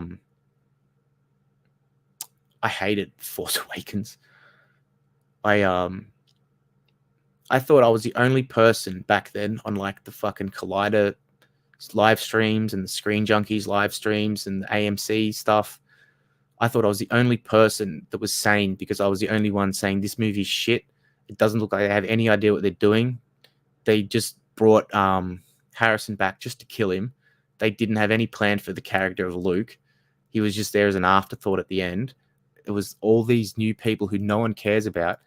And everyone was saying I'm an idiot because Star Wars is saved. This is going to be the biggest thing ever. And it's going to propel the franchise forward. I'm like, this is garbage. I thought I was the only person on the planet back then. And that was hilarious to me. But yeah, I didn't care enough really because I like Marvel and I don't really like Star Wars. So I just basically just compartmentalize. But yeah, the now it's all just absolute trash, and it's just, if you just give any of them any of your money, it's just pointless. But yeah, especially Disney, because it is so widespread. But I mean, you get a company like Paramount, it's got like a smaller footprint. You get something like Warner Brothers, it's got DC attached, it's got some other things attached. But yeah, it's just, you almost can't get away from it if you want any entertainment. So you have to, if you're going to if you're going to watch stuff, you have to maybe go out into the high seas to watch stuff.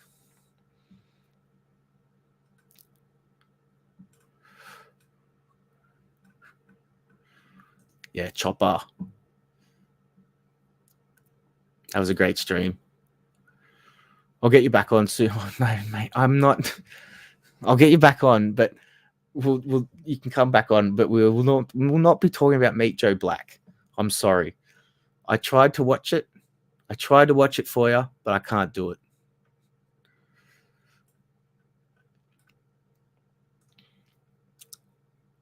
Yeah, Gallipoli, Mad Max 2, The Castle, Chopper. Yeah, I really like The Dish too. That's a real cool movie. But those ones are great. I mean, Romper Stomp is a very different movie as well. But I mean, it's probably in that tier of Chopper as well, that like the Australian critics and stuff would really rate. Troy was an interesting one. It's a cool movie.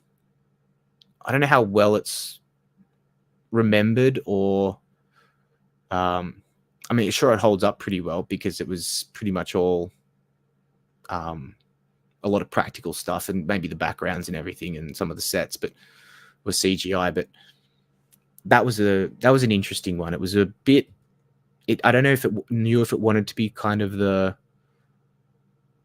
more of like the Lord of the Rings epic and like the Alexander epic, or if it wanted to be more of the kind of the love story. And it skirted that border a little bit too much. It kind of needed to pick one or the other. Yeah, he wasn't a bad Hulk. He's just it was an awful movie. The CGI in it was horrendous, and those I mean, it was kind of interesting idea, the comic panels, but other than that, it wasn't much fun.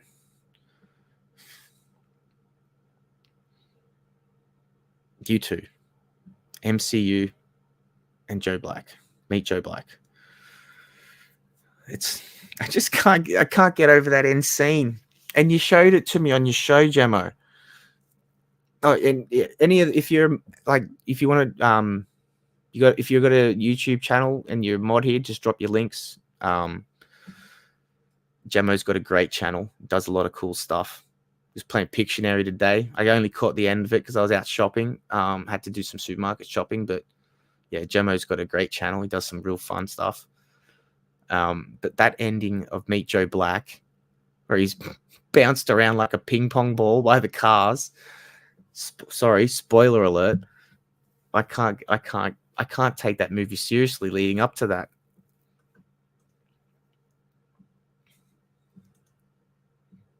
I was saying before, I like Doctor Strange too as well, Multiverse of Madness.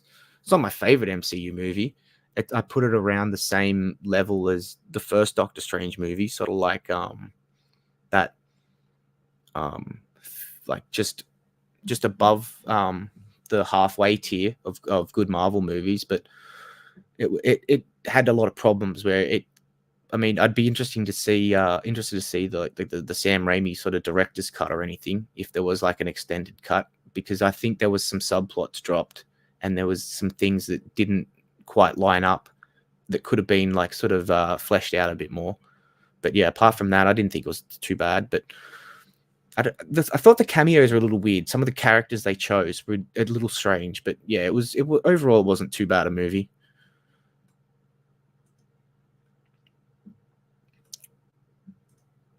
Click, there we go. Crackerjack, yeah, that is another cool one. Australia has a lot of offbeat comedies that you sort of forget sometimes, but there's a lot of interesting movies that are pretty cool.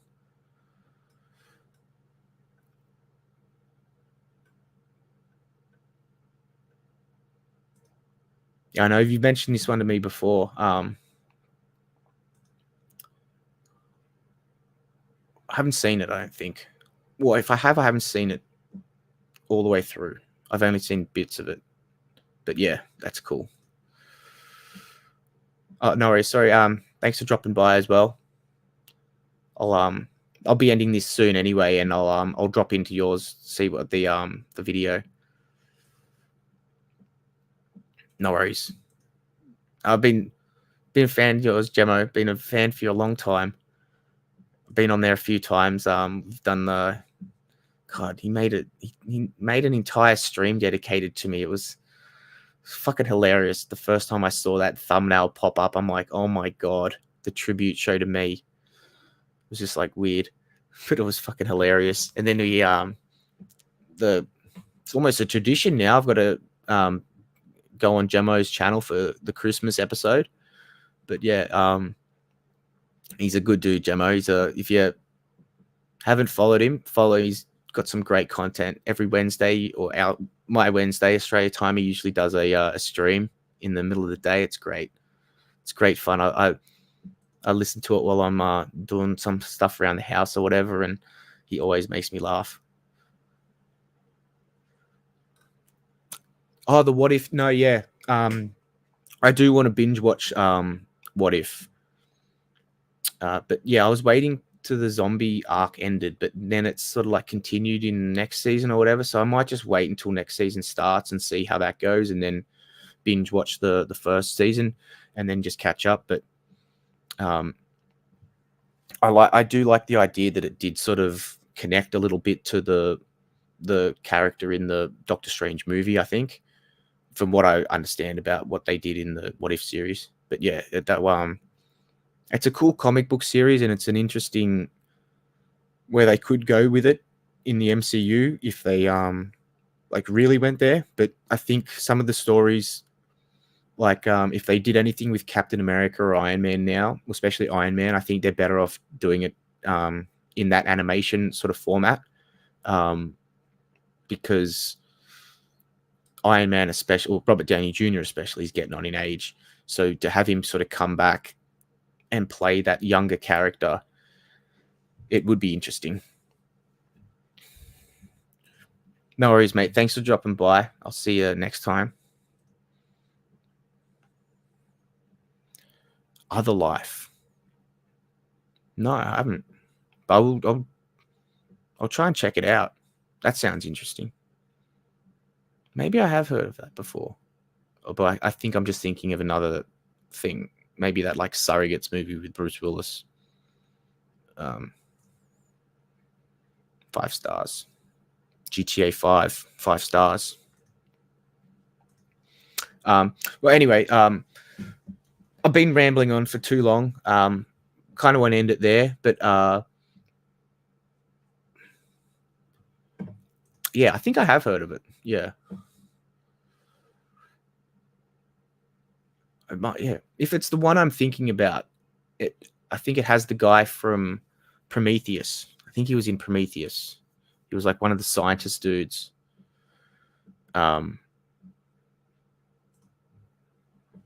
yeah, if it's the one I'm thinking of, that could be it.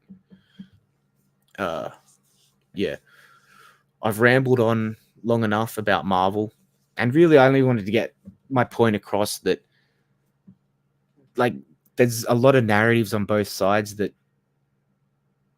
if you want to believe whatever you want to believe, that's fine. But look into it a little bit and notice that most of the stuff that one side's pushing is it's just almost the reaction or the opposition to what the other side's trying to push. So you can usually find what's actually happening, or like close to the truth of maybe what's happening, in the middle, if you like kind of just take what kind of makes sense to what you know or what you understand about the movie industry, or like the actual numbers that are happening.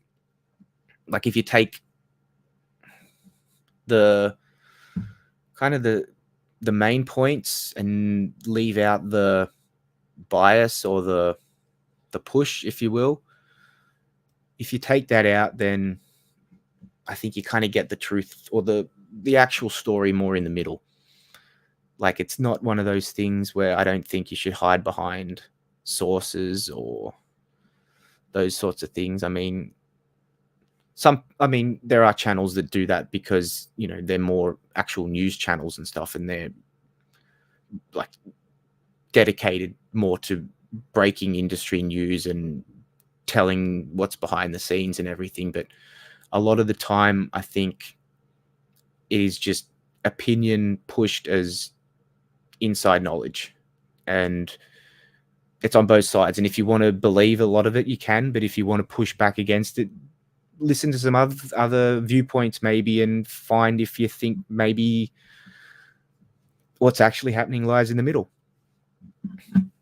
I don't know.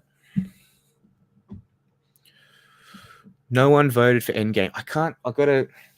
I'll do it on here. We'll do it live.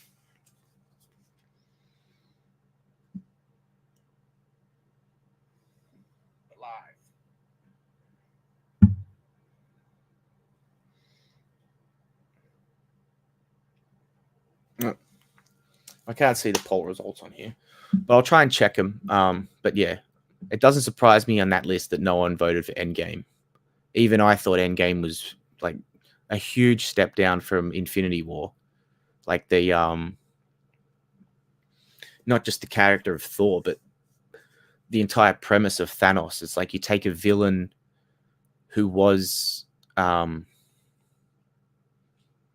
this, like, you know, an actual threat to them, and now you've got his like past self who has none of the like actual what would you call it, like the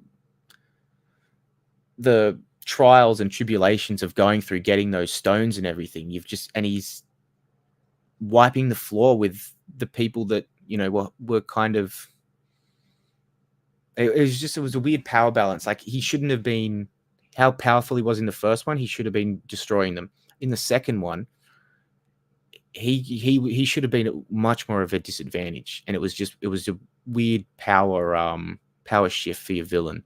I thought of that movie, but they kind of sidelined Thanos as the villain, and it was more about the time adventure and everything. And I get that, but yeah, Endgame, I don't think it was anywhere near as good as Infinity War. Yes, I have heard of that one. Yep.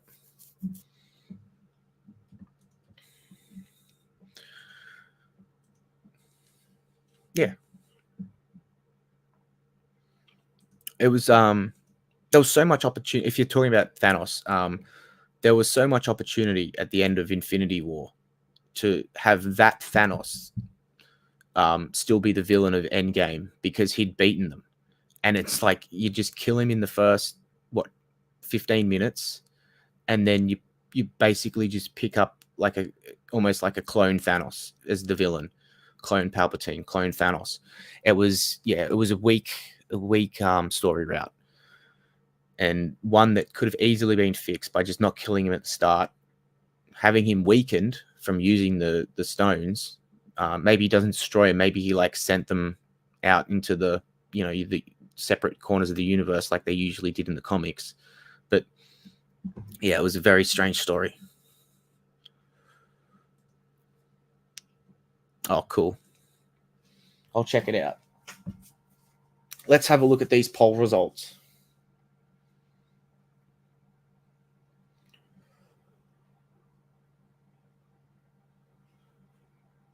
So we got Avengers on 33%, Captain America Civil War 33%, Avengers Infinity War 33%.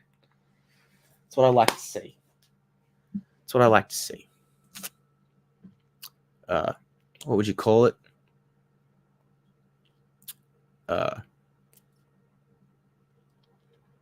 It's a lot of broad thoughts there. There's a lot of broad decision making. No way. It was just an out that they wanted to take at the start of that movie to sort of like give them breathing room and stuff, I think, to go on that time adventure and lay that groundwork. But you could have just left Thanos sitting out there. He wasn't doing anything. And yeah, it was, I mean, I hate that when they do that sort of stuff in movies. It's like they fought one in the first movie, so in the second movie they fight more, or a bigger one. It's kind of, Infinity War into Endgame, it's just they went backwards. They went a strong Thanos to a weak Thanos, but the weak Thanos was doing just as much damage to him as the strong Thanos was, and it didn't make any sense. Agents of Shield series. I watched all of Agents of Shield. Unfortunately, I will never get that time back in my life. The first season was all right, and then there was an arc in season 4, I think it was, with maybe season 3 with the Ghost Rider, which was pretty cool. It was, I think it was better than the Nick Cage version of Ghost Rider, but it wasn't Johnny Blaze. And to me, Johnny Blaze is Ghost Rider. But it was an interesting season 4. Yeah, it was a show that never ceased to amaze me. How season on season it could get progressively worse and less connected from not only the MCU but its own, what it was doing like the previous season. Like they could be fighting Hydra, and then the next season they're in space in the future. It was just no cohesion to it at all.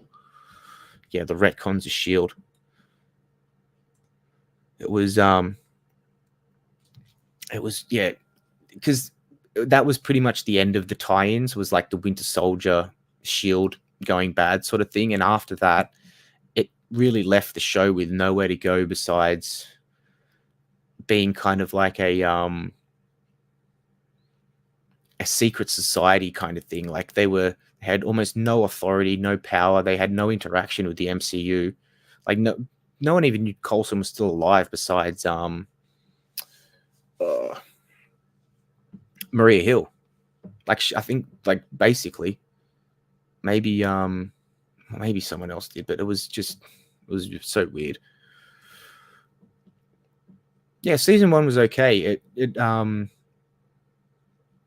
had the most potential, obviously, because it was the first season, but it used some good elements of the MCU to build that world of Shield. But yeah, as soon as Winter Soldier came around, which I mean is polar opposites, like, so that's the one of the best MCU movies, it ruined that show. So you kind of feel, you have to take that. But yeah, the Shield kind of just crumbled, and after that they had nowhere to go with the show. And they had, I mean, the cast of characters were, some just bordered on they bordered on boring and unlikable for the most part. Sky was just directionless. The best part of the show was the science. Fitzsimmons. There was the two scientists, Fitz and Simmons. They were, to me, besides Coulson, they were the best part of the show. But that was kind of one of those cliche love things where, will they, won't they? And then they do. And then they spend the next sort of, however many seasons after they do get together, keeping them apart, or like, doing something to break them up. It just turned into cliche shit. Yeah, after that, it's besides like the slight bright spot with Ghost Rider, there was a lot of just awful storytelling, and it wasn't even anything that connected to the MCU. It was like they had, like, it was so unbelievable. Like they expected you to believe they were still in the same world, and there's one of the villain literally ripped the world in half. So it's like no one noticed that in the MCU. Okay, but yeah, there was all alternate timelines and all that other crap, and by the end it got so confusing. You didn't know where they were, in what world or whatever. And yeah, that was one that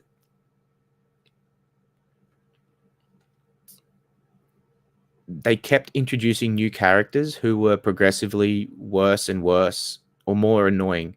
Like they had two decent characters in Bobby Morse and I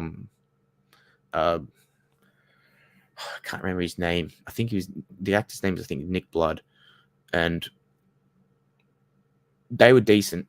And they got rid of them and they replaced them with this really annoying chick Yo-Yo and a guy from the future who was even more annoying. So yeah, it just went from worse to worse from season to season. Yeah, it was the Darkhold. It wasn't the same copy, but yeah, it was the same book, and the same book, but they don't make any references to the fact that it was used by Ghost Rider or any of those people in Agents of Shield. It's just completely new in the MCU, which is another one of those weird things where the show was completely disregarded. But yeah, the Darkhold is just basically just weird shit, and they didn't explain it much better in Agents of Shield than they did in Doctor Strange 2. All right, take care, mate. See you later. I'm going to be wrapping it up now anyway. But thank you for everyone for being here. This is different stream to what I've done before, but as I said briefly before, I'll be doing more streams sort of similar to this, as well as my streams where I just concentrate on an individual movie. But this one was going to be more focused on Marvel and sort of like the box office sort of narrative around Marvel from the start to now.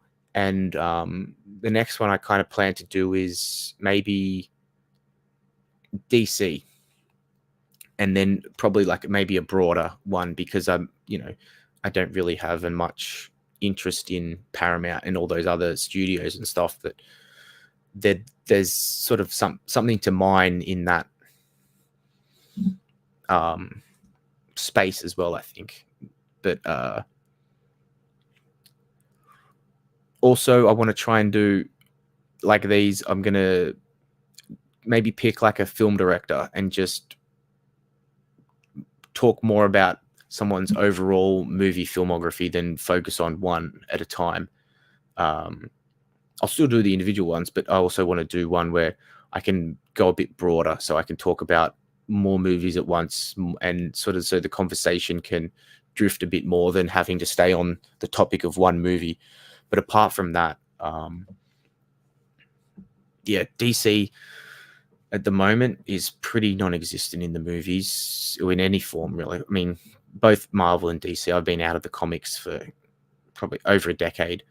But the movies, DC, I'm not a fan of the Snyderverse or the DCEU or whatever they want to call it anywhere.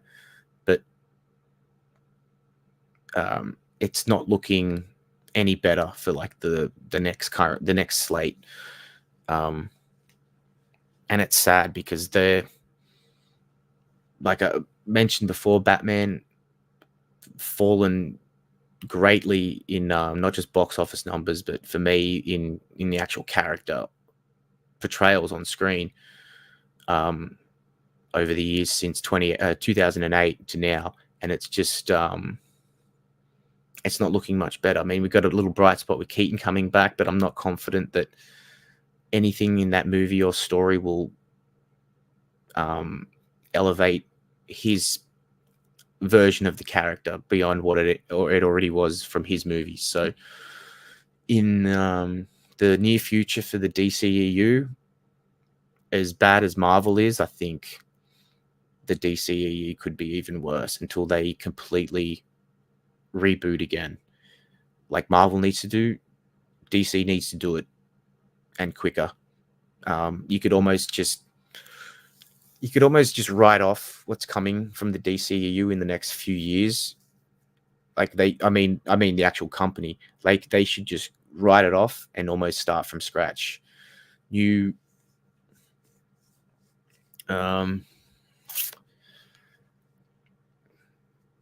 I don't know if you'd start with the Justice League again, or if you'd maybe go somewhere more obscure, more different, kind of like the MCU did with Iron Man.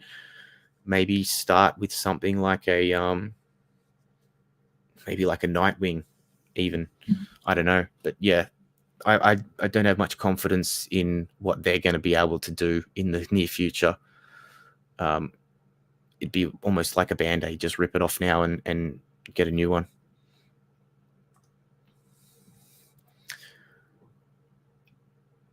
Yeah, I mean, it can be good and it can be bad, but that's one of those things where you don't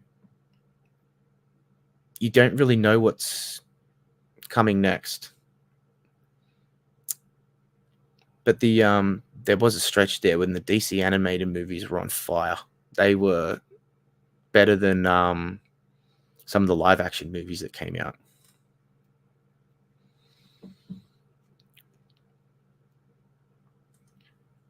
Yeah.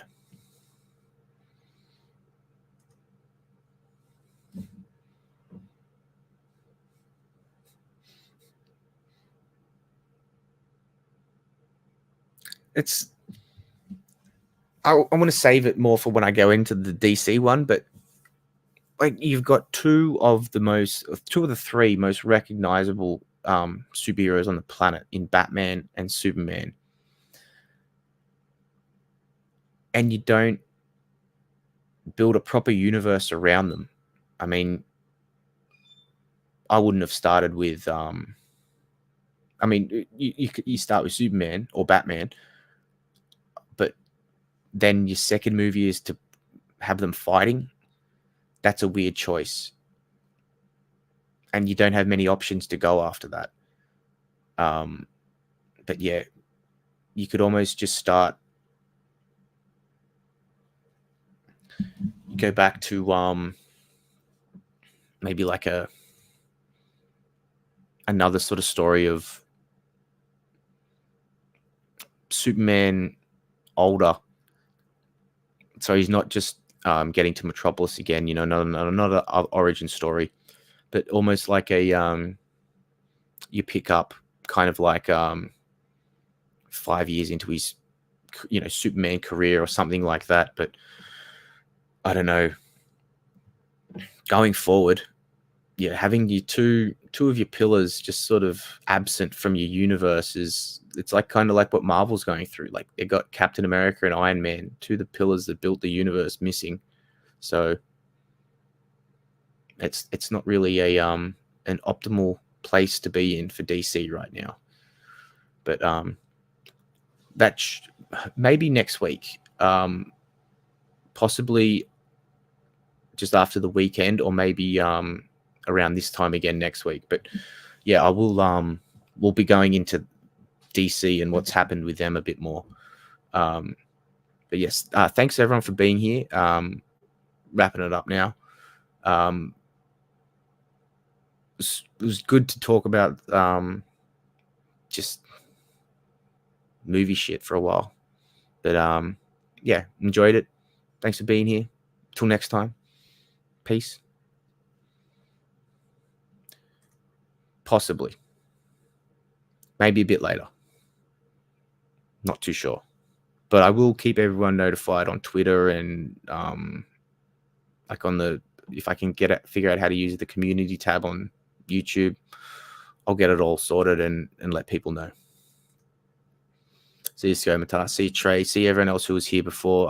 Lethal, Rady, Mozza, Lyndon, Hassan, Jemo. If I'm forgetting you, I'm sorry.